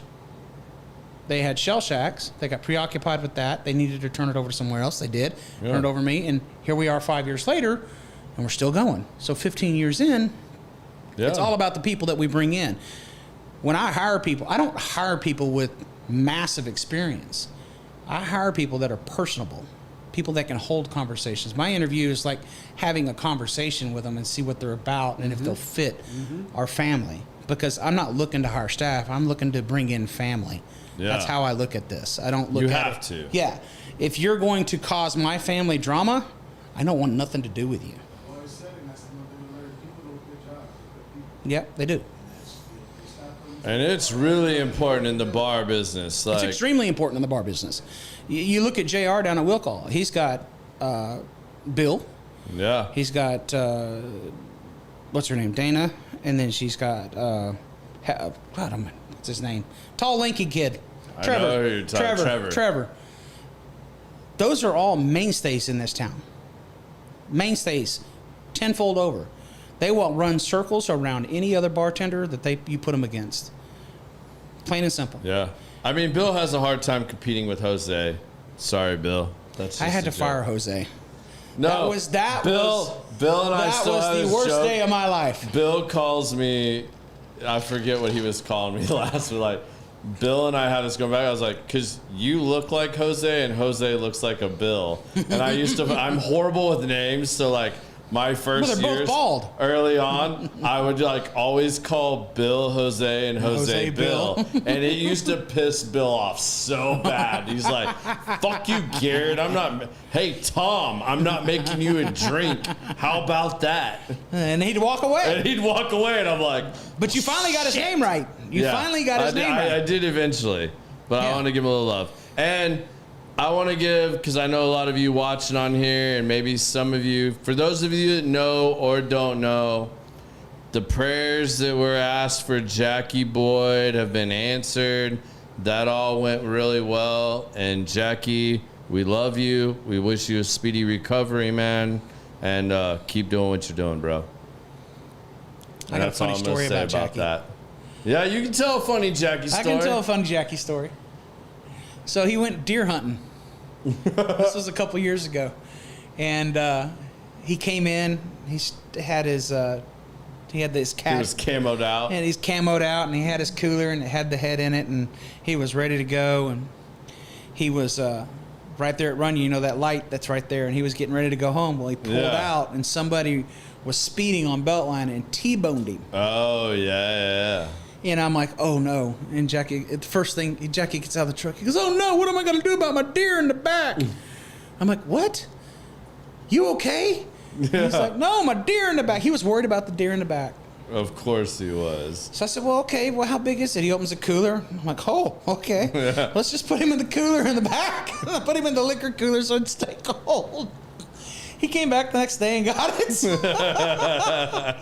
But he was more worried. He didn't care about his truck. He was worried about the head. Which was totaled, by the way. Oh, my God. I know exactly. He was worried about his ice chest in the back with the deer head. Yeah, that 11-pointer back there. So that's funny. Well, hey, man, tell us about maybe like a failure along the way that like maybe like really taught you an important lesson that you grew from, or, you know, like somebody that like, maybe it's something that, you know, by you sharing this story, they could possibly avoid. Like, what was a failure that you turned into a stepping stone? Well, there's a big one. I'll just spit that out there. It's not that big of a deal, but I guess it was 2017, 2018.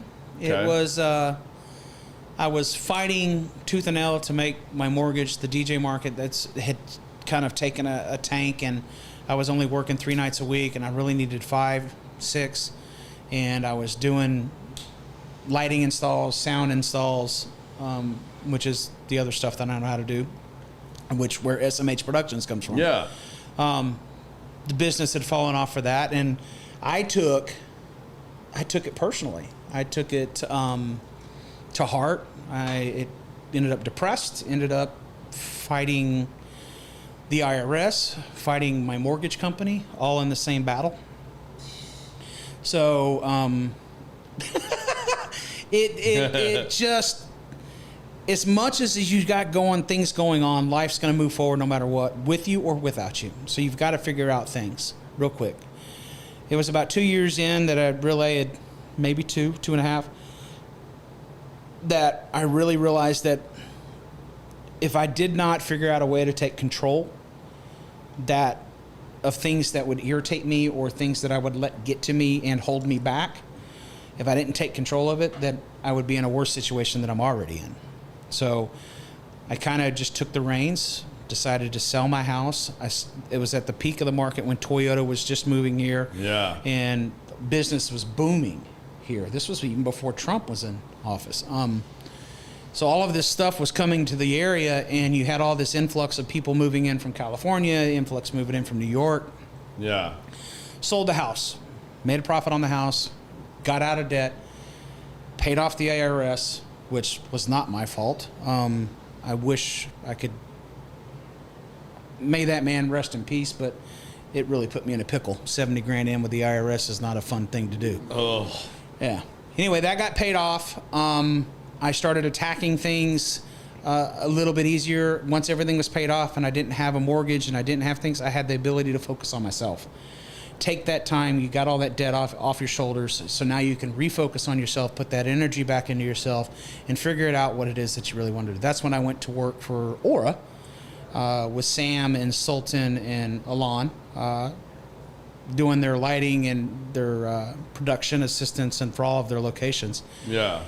Ended up meeting Devin, and me and Devin hooked up and started moving forward with some other projects here in Dallas. Now, every nightclub that you go into is because me and Devin, they have this massive interactive light show with a light guy in the booth. They've got this $40,000 console. It's changed drastically from when I was there just 7 years ago.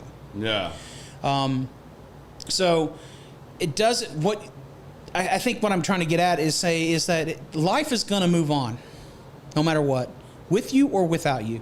The problem is that you've got to make that decision if you're going to go on with life or if you're going to sit here and focus on the negativity and the stuff that holds you back. Because if you sit here and think about that and ponder on that and stew on that and don't realize the opportunity that you have in front of you, you'll never go anywhere. None of this would have happened. Did somebody mentor you or coach you on that a little bit? Because no, I had to learn it on my own. You just learned it on your own? You just kind of I mean, what's giving you that positive, like, just get over it, like, not let it drown you? Because, I mean, like, let's be honest, like, suicide and a lot of other things are, like, real prevalent in your industry.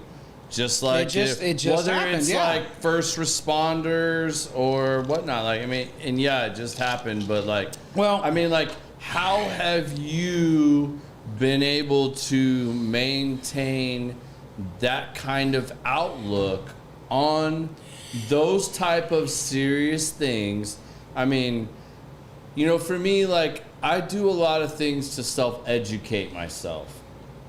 You know, whether it's going to this conference, reading this book, doing this thing, or sitting down with one of my mentors, or somebody that I consider a mentor, or somebody that that I can really, like, open up and have a conversation with. Within your industry, I mean, did you have some other help, other influences, or people that you talk to about these things? Because, like, I mean, like, I don't want to bring up, like, the dirt and, like, really get into it with you about, like, certain things, but I know some of the things you've had to deal with and that you've experienced just in the last 16 months. Just in the last 6. And I know how, I'm stretching it a little bit, but, like, you know, that's a lot, man. And, like, without anybody else to talk to or be coached up on it, like, how have you dealt with that, man? Like, I mean, like, processing it, and I mean, I can't, if it is, kudos to you, bro. Like, if you haven't had any of that, like, but I would think there's had to be some other people that have been there for you and that have, like, shared some other experiences and stuff like that for you to deal with those types of things. There is to name a few. There's Jeff Minicky. Me and Jeff go all the way back to 1992. Yeah. He's been in this business, if I'm in this business 35 years total probably now, almost close to 36. He's been in it almost 50. Yeah. He's still around. He runs a brewery in Fort Worth. He, on the business side of things and how to handle things in a business acumen, it's always been him that I call. Yeah. There's another one, Jeff Murtha. He's the owner of Studio 80 in Fort Worth. He also has a place here in Plano called Fizz. I think you would actually like. I talk to him on a daily because I do a lot of things for him. I help him with some email stuff and marketing. But we talk. But those relationships are not just about the business. They're about how do you do this? And it's not a one-way street. Yeah. It's a two-way street. You know, that old saying, each person should have 2 people or 3 people or possibly 5 people that you can call at 2 a.m. to have a conversation with. Yeah. Nobody has that anymore. They're lucky if they have 2. If I pick up my phone, I've got one person. If I call him at 2 a.m. and I say, I need you at my house in 15 minutes. Bring your gun, or he's not going to ask any questions. Yeah. Yeah, it's so Doesn't matter true. what we I mean, do. I can say the same He's thing. not going to ask questions. He knows. Same all thing, right, like, we're going. Here we you go. know, like I Here used we to go. joke about this with Yeah. my dad. My dad was like, if you get to be my age, which he was in his early 50s before he passed when he said this, and I was in my teenage years. He's like, if you can count your true friends on one hand when you get to be my age, you are truly blessed. Like, Yeah. I'm talking about the motherfucker you can call, like you just said. 2 in the morning. 2 in the morning. And they're be like, not going to ask questions. You're not going to ask questions, and you may not have the complete ability to help me in this instance, but you're going to do whatever you can to help me. I need you there as a support pillar. Yeah. Plain and simple. Like- and he's not going to ask questions, or even she's not going to ask questions. It goes both ways. The other thing that I had, which is a massive thing for me, and I lost her in December, it was my mother. Yeah. Whoo! I learned a lot from my grandfather on how to handle people and attitudes. And you'd be amazed if somebody's coming at you 100 miles an hour and you don't react. It's fucking awesome. That's a skill. That That is is a an skill. absolute skill. For sure. It's an absolute skill, and it's one that I have mastered. Yes. I have mastered it. You can come, you can yell, you can spit, you can do whatever it is. You're not going to get a reaction out of me because I know this much. Many years ago, as a youngster in this business, there was a line and it got crossed, and it was with TABC agents. TABC agents came in unannounced, started a fight at the bar. Nobody knew what was going on. Guy was in a trench coat. He started reaching. Next thing I know, I'm body slamming somebody. Did not realize it was a TABC agent. Had no clue.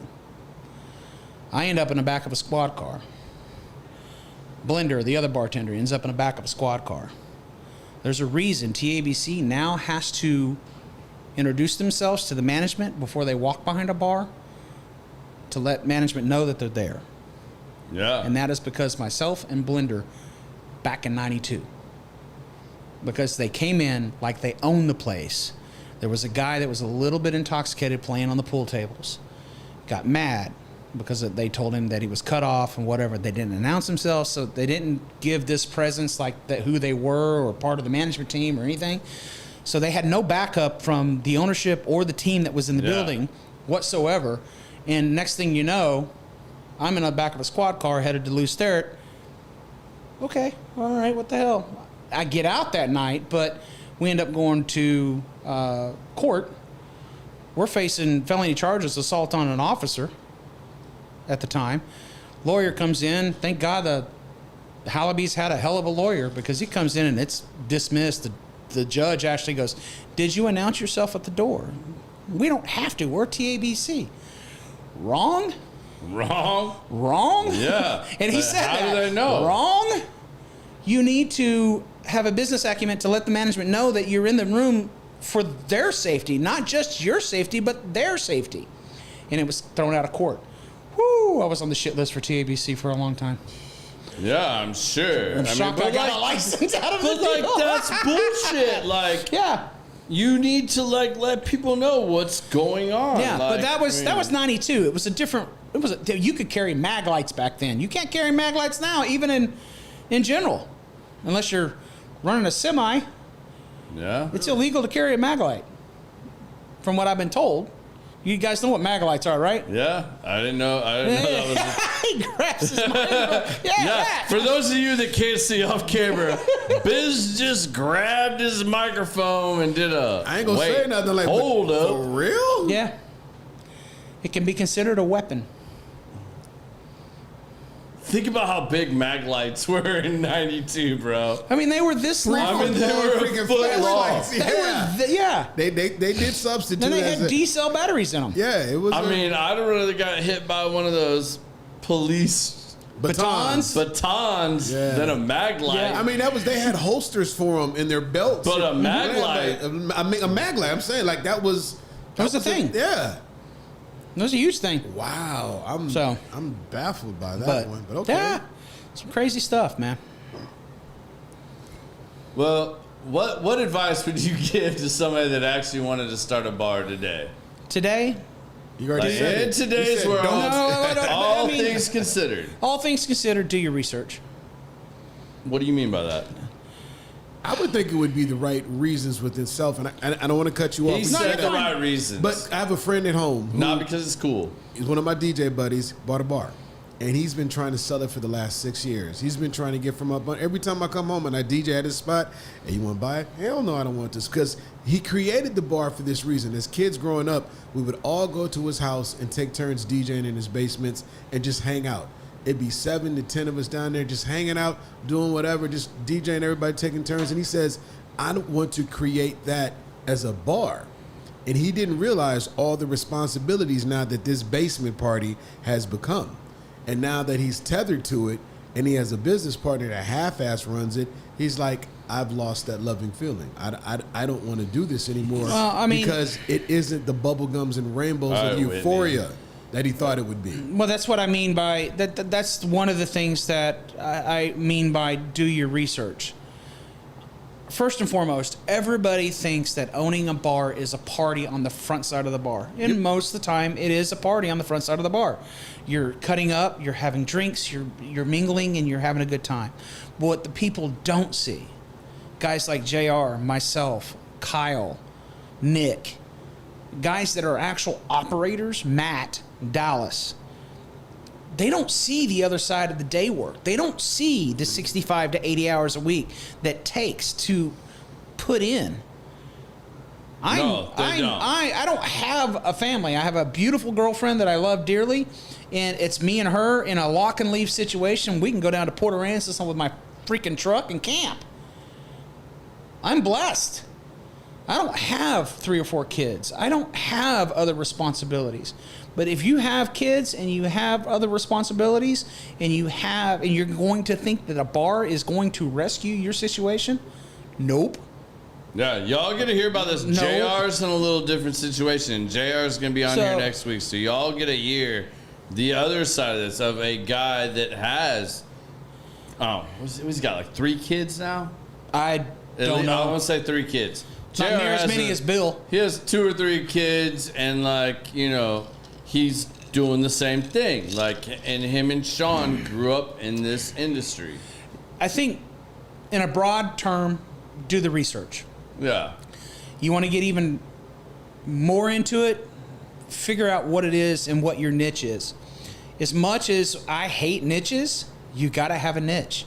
You've got to have some type of gimmick. You've got to have something that is, even as a sports bar or even as a restaurant, you're going to have to trend. With the DJ thing. Talk about your little niche on, what is that site called? Twitch? Twitch. Twitch. Yeah, but that's a niche. That is a niche, but that's not the niche that I'm talking about. But I'm just saying, that. But that's an example of one. Well, yeah, that's a niche, but you also got to remember who's going to come to my bar. It's not just about my friends, because I'll tell you this right now. I had a core circle of 20 that I could call friends when I bought Back 9. All right. I have a core circle now of 2. 2 people that I know that I can trust, that were my friends in actual hanging out situations. We would go have drinks together. I have 2 left out of those 20. And it was all because they wanted the hookup at my bar. They wanted free drinks. They wanted free food. Oh, I know Sean. Just support me. I'm not asking you. Don't take advantage. Just support. Support local business. I can proudly say this. Have I gotten the hookup at the Back 9? Yes. Yeah. I've gotten the hookup of yes, we will block this off for you. Yes, we will reserve this for you, whatnot. But I've never come, I can say this with 1,000% accuracy. I have never come to Sean and been like, yo, hook me up with this. No. No, I've never, not once in 20 years, ever done that. I've been like, hey man, can we make this happen? And you're like, yeah, for you. Yeah, we'll make this work. But all you got to do is ask. Give me the notice. Tell me when you're going to really do this. How many people? I need to be prepared. And we do it. Like, I've never come to you and been like, hey, man, like I brought, 40 people in here, 60 people in here. Like, give me a cut, or like, you owe me, or anything like that. And no, this is my place that I go to. I want to be treated with respect. I want to be like treated well. And aside from that, like, do you. Right. Do your business. Like, I'm not asking for anything free. And that's where, like, I think a lot of people get really fucked up in this whole thing. Like, it's just like asking you to come on the show.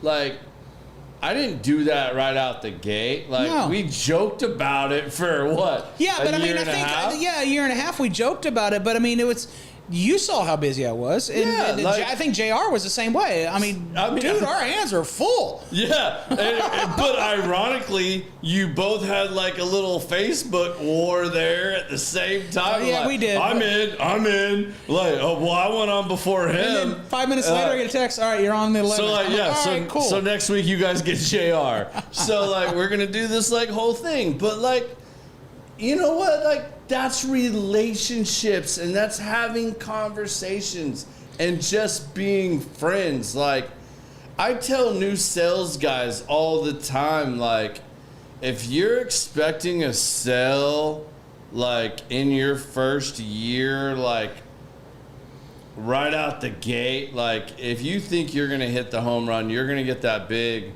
let's just say, fire or clubhouse remodel or something like that speaks to my multi-family people. Like, you're not gonna get it. You're not. Like, you have to build a relationship. Like, you shouldn't even ask for business for like a while. Like, I don't want to put a time on it because, well, there's no time that you can put on it. It's all about how quick you can build that trusting relationship. It's funny that you say that, because my girlfriend, she's in sales. Yeah. And she's really good at it. She's been doing pharmaceutical sales most of her career. Medical devices, pharmaceutical, blah, blah, blah. You name it, she's done it. All right. And one day I was on the phone, and I was handling something for the bar, and I hang up the phone, and she goes, you could sell right out the gate. And the only reason I could probably do that is because of my acumen and how I talk to people and how I present myself. And I listen versus making statements. It's kind of like watching that Spectrum commercial. You need this. You need us. No, I don't need you, really. I can go somewhere else and get what I really, really, really want. Tailored to what I want.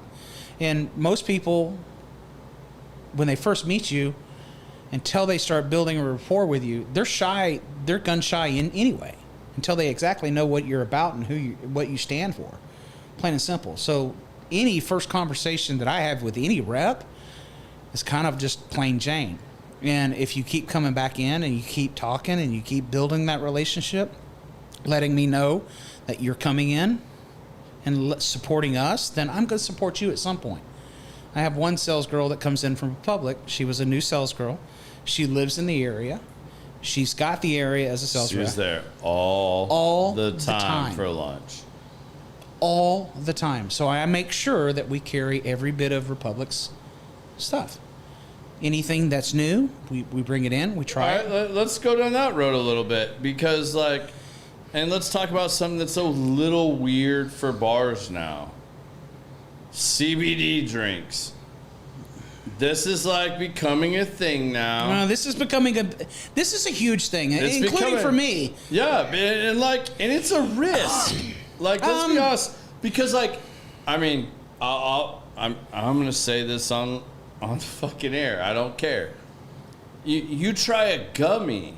A gummy is not like smoking a joint. You smoke a joint, you know how high you're going to get. A gummy, whether you eat the whole damn thing, a third of it, a half of it, you don't know. You don't know. And it takes 45 minutes to an hour before it's going to hit you. And you either know if you're good or you're fucked.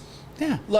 So CBD does the same thing. I think to a degree, but like that's got to be real daunting for a bar owner to go, all right, I'm serving alcohol and my bartenders are legally responsible by TABC for how much they serve somebody. You give them a CBD drink that may take 20 minutes, 30 minutes, 45 minutes. You don't know. Well, that's where you're going to give them a drink that is legal to serve in Texas, and you give them said drink, but you're still giving them alcoholic beverages that they're ordering at will. You think they're on a good, let's just assume a good pace. Like, this guy's just having a couple entered bills. this realm? But we're starting to get into it a little bit. Well, I mean, I watch these fucking reps come in and try to sell. They'll bring me. I don't know how many times I've been long. brought something that's got THC or CBD or.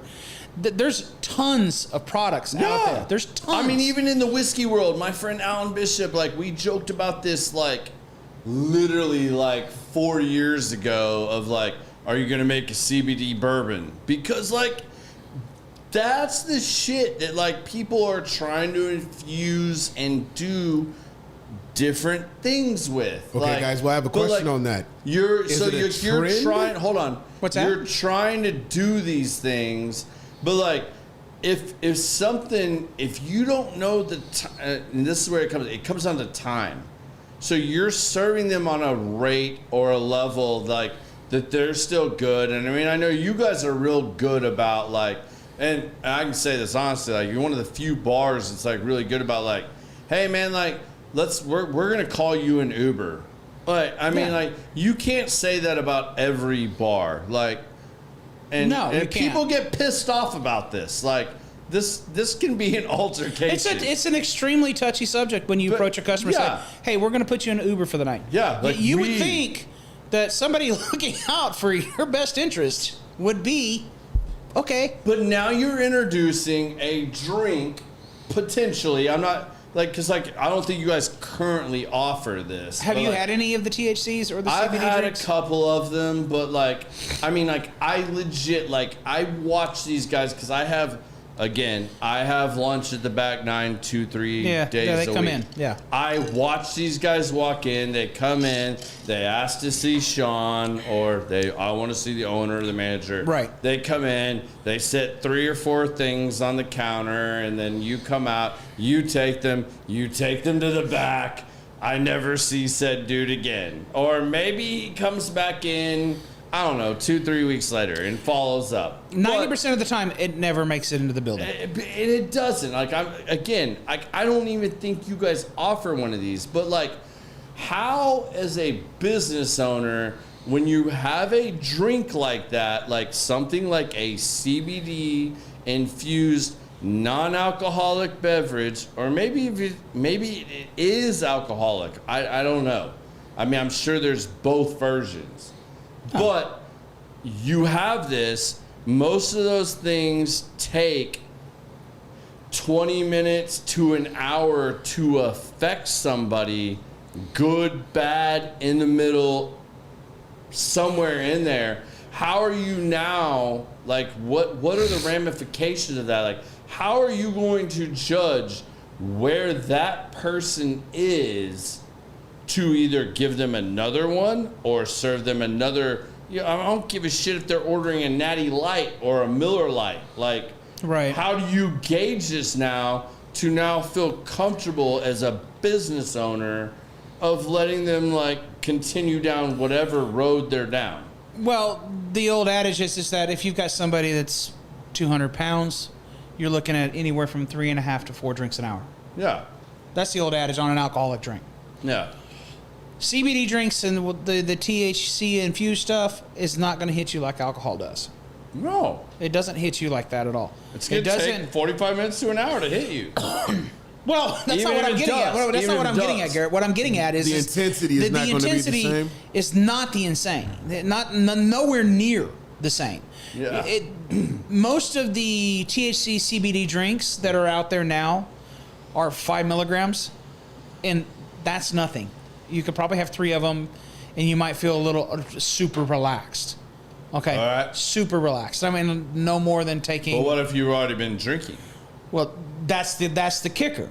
That is where the kicker is, and that's where the laws have not necessarily caught up. The TABC laws have not caught up with what the THC stuff and the CBD stuff is going to be.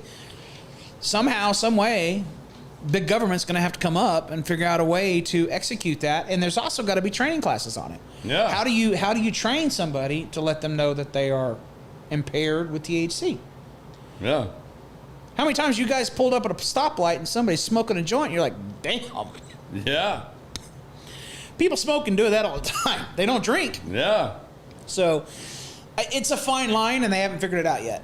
I don't Now- think anybody's figured it out yet. So back to my question, do you think this whole TBC thing in the alcohol is a fad? Because I remember when I first moved to Dallas, they had some bullshit flavored oxygen bar. You can go and they literally put the little nose thing, and you actually Well, I remember my breathe brother- flavored oxygen. I remember my brother moved to California, and I remember when, and 2 of my wife's cousins lived in California, went to college out there. And I remember when one of them, shout out, I won't name you, but he came back and he used the term crossfaded. And I'm like, what the fuck is crossfaded? And he's like, well, when you're high and you're drinking. And I'm like, all right, well, yeah, that happens. But, like, how do you now balance that when, like, weed is being legalized in multiple states, and now you have the other weird side of where if it's not, I mean, it could be Delta 9 or it's CBD and it's all this shit, and like now we're all of a sudden putting this in drinks or non-alcoholic beverages or alcoholic beverages, and you have your TABC laws. Like, this seems to be a really gray area that's It's extremely about gray. to go really fucked up. It's extremely gray, and until they figure out more about what THC drinks and CBD drinks do to you and how they affect the body, we'll never know. Quite honestly. Yeah. I don't necessarily think it's on TABC's radar. They figured out a way to make money with it. Yeah. But, you know, to sell TABC or to THC or CBD drinks in my bar, I've got to have a separate license that I have to get through my distributor. Once I've got that license, it costs me $100, and I can order whatever the hell I want and serve whatever I want. See, that's the scary shit of like how fucked up our world is today, that you can have all these crazy things and like one puts you in jail, the other, we're just gonna roll the dice. No one really has to give a yay or nay. I think it's we're at a day and age where marijuana, THC, it comes from the earth naturally. That's what they said at the movie Friday. It's from the earth. It's from the but earth. I think with all It's the not like it's laws, grown. It's not like it's I individually. mean, I'm all for it. Like, I mean, like, I'm not knocking it. Like, by we're any not in the means, like- 40s anymore, or the 50s anymore. Yeah, I mean, I'm with you, and I mean, I'm just saying, like, I just wanted to give that perspective to people that are like talking about like this is something I think is like, this is actually important. Like, this should be something we're talking about on the news, not all this other crazy Yeah, bullshit. but the problem with that is that nobody would watch the news if that was it. It's think about the news cycles these days. It's shock and awe. Right, but this could be shock and awe depending on how you presented it. It can be shock and awe. It can be. It can be.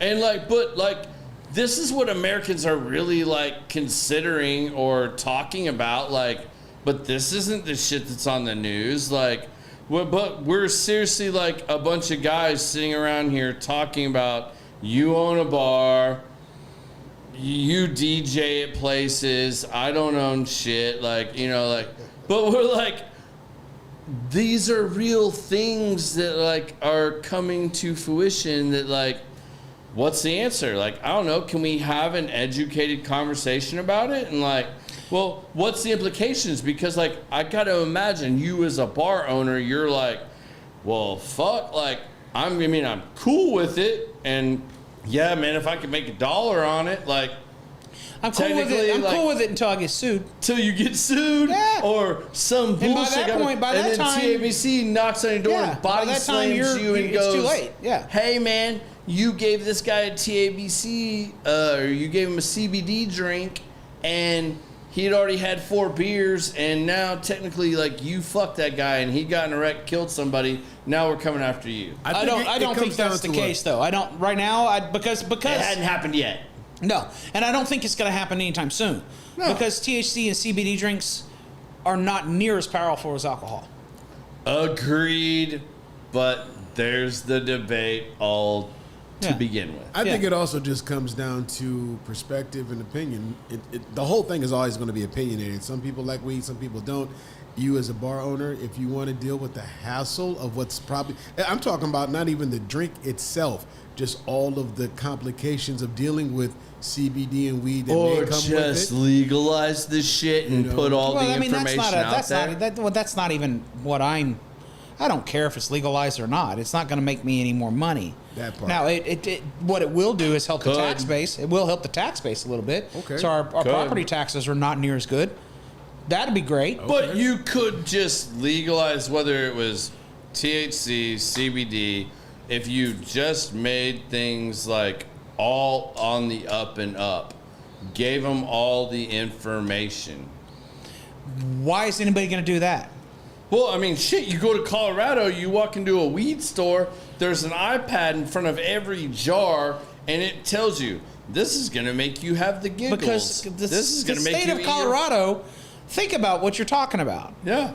The state of Colorado itself was in such dire freaking straits that they had to figure out a way to make up some tax dollars. And they did. What's easier than saying, okay, let's just legalize marijuana? But at least you know what you're getting when you but they've also put the time and the research in, and the developers that are running these stores know exactly what this stuff does. It's not like they're... Right. Yeah. But they Texas know what this is kind of stuff. like, my toes in the deep end, my toes in the Which is shallow kind of end. funny because Texas is like, yeah, you can carry a gun. Yeah. No, you can't smoke weed. Yeah, That's you can crazy. shoot a buy a gun. silencer. You know, You come can on. buy hollow point and I'm not against gun control or anything like that. It's just, I think the priority, especially with big government, they're about what their personal agenda is, and they're not about the people anymore. You go. We can get into a political conversation, but it's not going to do me any good, you any good, or you any good. No. They don't care about us. No. But I'm just saying, like, I mean, this is reality. I just wanted to bring a little bit of this to light because this happens. Yeah, like, this you're is the right. It current, does. Like, environment we're in. Mm-hmm. All right. Well, we're a little bit over, so You're actually right on time. You're on time because we started at this exact time. So right. Sweet. You're right on time. Fair enough. And we'll have Sean back at some point because we didn't even get to go down any, like, I didn't get asked some, like, Bigfoot alien questions, some weird shit. Like, I wanted to see what Sean was Bigfoot's really real. going to say. See? Well, there we go. There it is. Bigfoot's real. We're running over, fellas. Right there, folks. Ladies and gentlemen, you've officially got it. That is the All right, best. first question, Okay. Common Sense Podcast. If you got to give the people your 2 cents, and this can be your 2 cents about anything. I don't give a shit what it is. Shit I didn't ask you, shit you wanted to say, shit you thought I was going to ask you. Your 2 cents. Mike's yours. 4 years ago, I was told something that I never realized, and it came from my girlfriend. Life is fleeting. Live it to the fullest. And every moment that you do, live it to the fullest. Because you never know what's going to happen for tomorrow. What made that real for you? What made it real? I think I know the answer to this, but I want to. What made it real was going through all of the bullshit that I went through and then finding the one person I'd never find, which was her. See, I was going to say, when you asked, I was going to say she did. Yeah, she Literally, did. I was going to say she did. She did it. I can just hear it. Yeah, but I mean, that has to be perspective because, like, someone can say that to you and it may not register. Oh, it What's my registered. point? It registered But what- all the way down to my fucking feet. Yeah. I mean, because, like, I mean, I'm looking at it from the outside of knowing you and being one of your friends of, I know what you've lost in the last 2 years. It's been a lot. Between close friend, mom, stuff like that. Like, you've lost a lot. So, like, I wanted to just, for others that are hearing you say that, like, what made that register for you? It was her. Life is fleeting. Live while you can, because you don't know when it's over. You may have 20 years. You may have 100 years. You don't know. You never know. But you'll never regret it. You'll never regret it if you live your life to the fullest. If you worry about the small things that you can't control, you'll never see the things that you could become. I literally just started doing that maybe a month ago. And you're How's it right. working out for you? It's like a weight off my shoulders. I mean, and it was little stupid shit. Like my kids used to hate it. Oh, he's home. Damn, here he come. Because I'm immediately, who didn't watch that? Who didn't do this? Who did this? And when I stopped doing it, and just, I'm not letting my home go in disarray. What I would do is, if something wasn't done, I wouldn't sweat it, but I would go over there and I would just start doing it. If I see the dishes weren't unloaded out of the dishwasher or whatever, and Jesse didn't do it, I would just be like, all right, cool. I start doing it. Oh snap, Dad, I didn't do it. I'm sorry. And he'll run and they they'll interrupt start doing you. it. And then after I'm doing that a couple times, it's done. When you woosah and let the little things go, and that's a bad habit I got from my mom. She just, I don't know if it's OCD, whatever that is. It's just she got to do it. Sometimes you realize that eats up your whole day. It Little can. shit. It can. I mean, if you like I said before, if you concentrate on stuff that you cannot control that comes down on your plate, it may fall smack dab in the middle of the plate. You just have to choose to ignore it. You know, and I watched this with Sean a lot, like, and this is why I was really excited to do this show with you tonight too, because I've been your friend for a long time. Yeah, you've been coming in and long before I even bought the place. Yeah, and you know, but like we've built a friendship over the years, and like you're usually in the back, and you know, like you come out here and there, and like, and then you leave, and then like you leave it for your, you know, the people you selected and trusted to run your business. And like I get it, and it's like people be like, well, he just like stormed out of here or whatever. Like no he didn't. Like he did what he had to do, and now he's doing, he's living his life. Like, but a lot of people don't. Again, it goes back to that, like, you don't see what all is involved in doing what you do. Yeah. And you can't just live at the bar. No. You would have, like, the worst relationship in your life. Like, you can't do that. Yeah. And the other thing is that work is work, home is home. Yeah. Oh, man. I don't know how many friends that I've seen over the years take work home, and they wonder why they can't have a relationship or they can't stay in a relationship. Yes. When you go home and you've got the one that's there, you need to be a part of that. You and don't need to be a part what's been the biggest thing for you?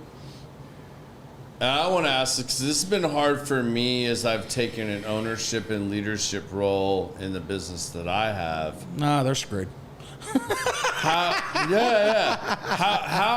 have you managed separating like work and like, and then just like having space for your like true friends? And like maybe it started out as like, I mean, I'll use me as an example, like me just becoming, you know, somebody that was there before you got there, but someone that was a patron, became a friend, and like manifesting that, and like us having the relationship that you and I have. Like, I'm not like trying to bullshit here. It's not like Sean and I hang out every day. We don't talk on like it's not like we're messaging people. Like messaging Yo, bro, what's each other. up? You know, it's not like that by any means. But like, I consider Sean a friend. Like, you know, like he's not just, you know, the bar I hang out with. You know, he, you know, like, yeah, he's an owner. Like, but you're not just that. Like, I truly value your friendship. Like, but like, and we've talked about different things, whether it was business opportunities or different things over the years, and that's been an evolving relationship. Like, how have you balanced that in the industry that you're in? I think the balancing in the early year, the first year, was tough because I thought and I felt that I needed to be at the bar 24 hours a day, 7 days a week. Yeah.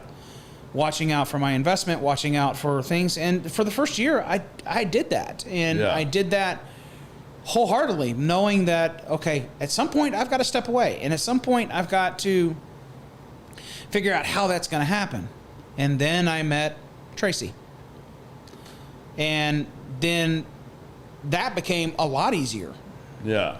It became, instead of going home and dreading going home to a apartment that was 4 walls and a TV with a TV dinner, and half-ass studio sitting in the corner.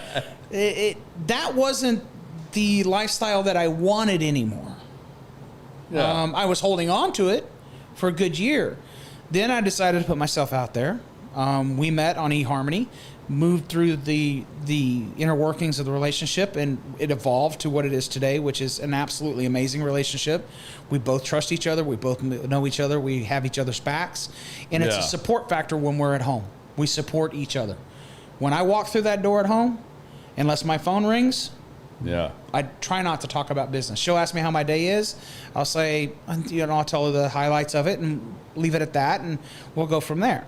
That's a tough balance. I mean, but it is hard to balance. It is hard to balance because you'd like to go, you know, sometimes you get those questions that they're in depth and you just don't want to rehash them because you know it's going to bring up this. I just let go of that on my drive home. Yeah. So that I didn't have to bring that home. So now we live 6 minutes from the bar. So if something happens, I can be there in a matter of minutes. Yeah. So if something goes down, POS goes down, this, that, whatever, I can be there. The guy's like drying his ass off in the air dryer in the bathroom. But now that we've got the new place in Addison, don't I'm telling back nine secrets. Yeah, you're telling back nine secrets. All right, we're gonna wrap it up. Let's go. So now it's just Sean's 2 cents. This is gonna be about anything I haven't asked you. Something you just want to say, something's weighing in your mind. I don't give a shit if it's political. It can be bullshit. We don't care. Give us Shawn Michaels' 2 cents. On anything? Bro, you go wherever you want with this.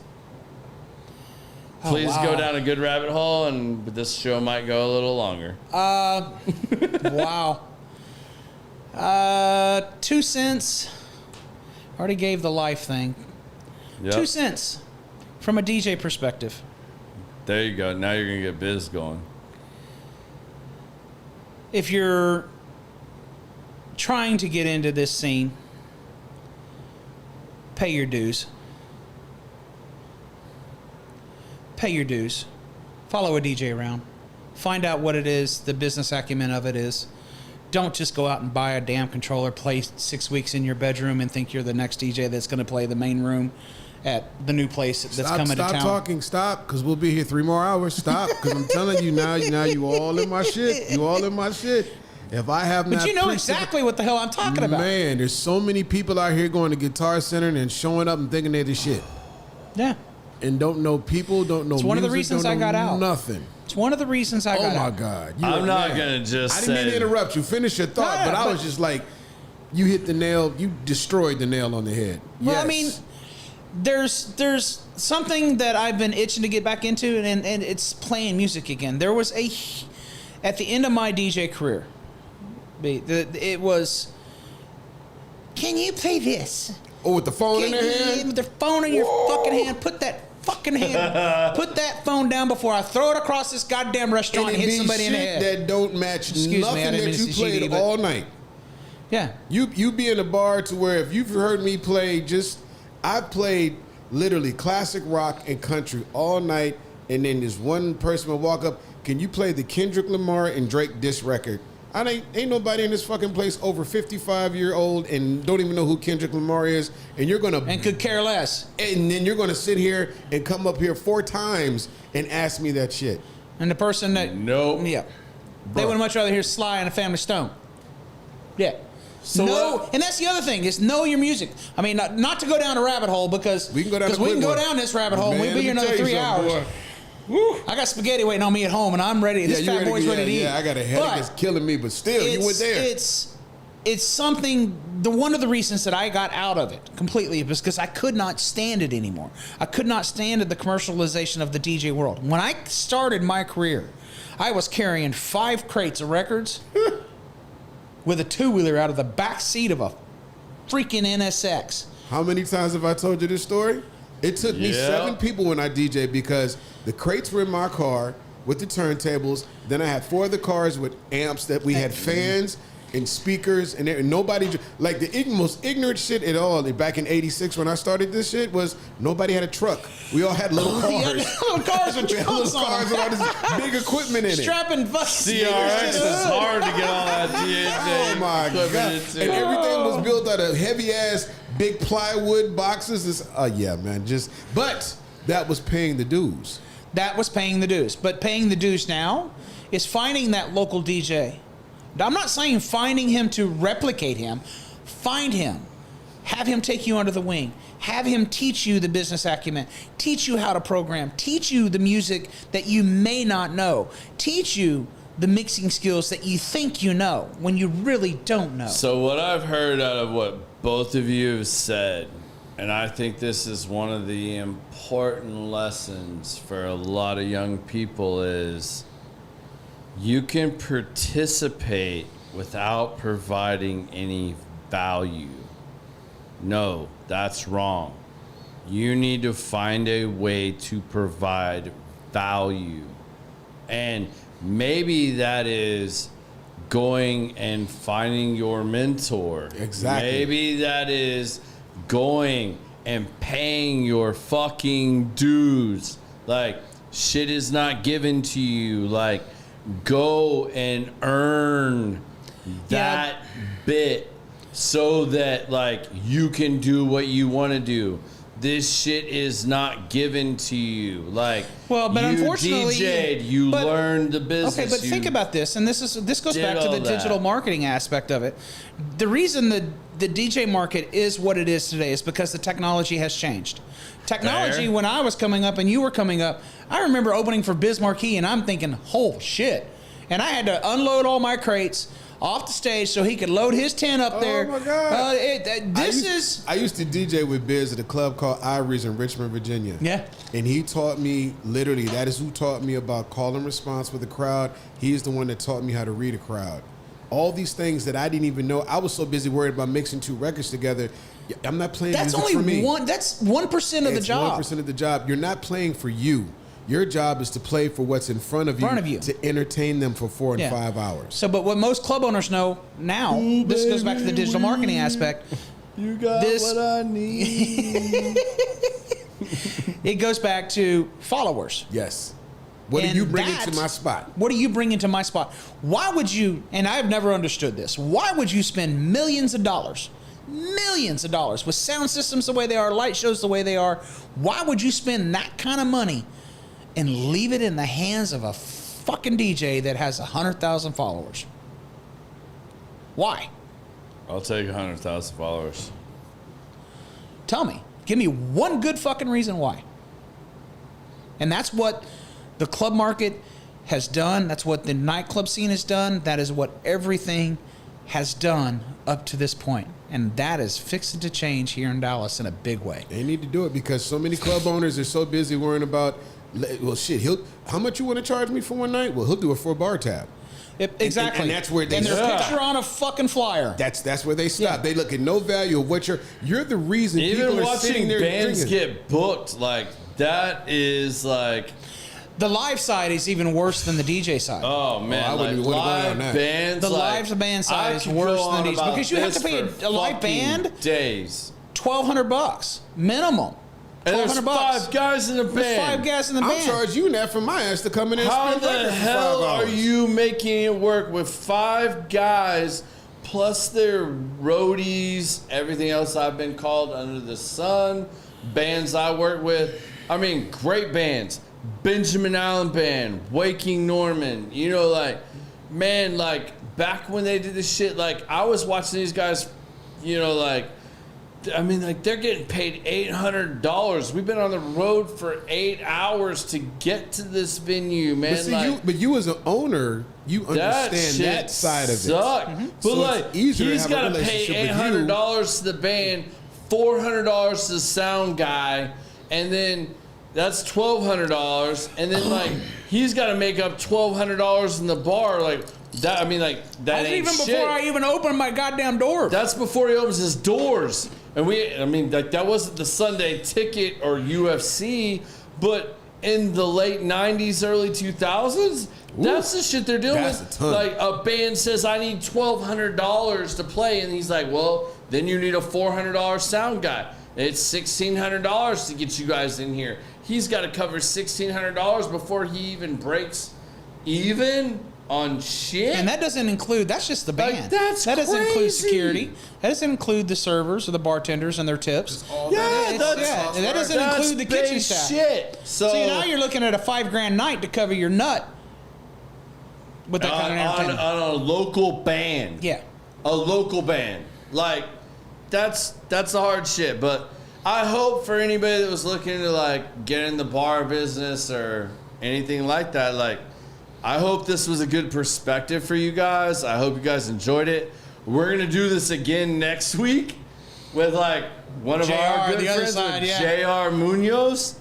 And I mean, JR owns Will Call, so you can hear it from like Addison local all the way to Deep Ellum, where JR has been a fixture. He's got his own battles down there being part of the Deep Ellum. Yeah, I Society. mean, that's from a Yeah, whole nother that's a process. whole nother market share. Clearview to being a lead singer in a band to owning Will Call to, I mean, like, you're gonna get a lot of perspectives from JR, but like, and that's a dude with like 3 kids, a wife, a family, like, How he does it, I have I no mean, idea. how he does it, and he's still slaying. I mean, y'all go down there on a lot of nights out of the week and the weekend, and fuck, JR will be pouring you a drink behind the bar, and he's the fucking owner. I mean, like, that's the way that business works. So, any of y'all trying to figure that out or get in on that, like, stay tuned. But If anybody's got questions too, feel free to reach out. I mean, Yeah. I'm an open book with this stuff. So Or come if by and anybody- hang out with us Come in back, back come nine. by back 9 and ask me questions while I'm there. Yeah. I'll be honest with you. I'm just not. don't show up after 2. He ain't there. Yeah, I'm after not 2. there after 10, so don't come after 10 p.m. I'm home and in bed. All right. We appreciate y'all tuning in, joining us tonight. I hope you guys enjoyed the show. We'll see you again next Thursday. Same time, same place. Peace.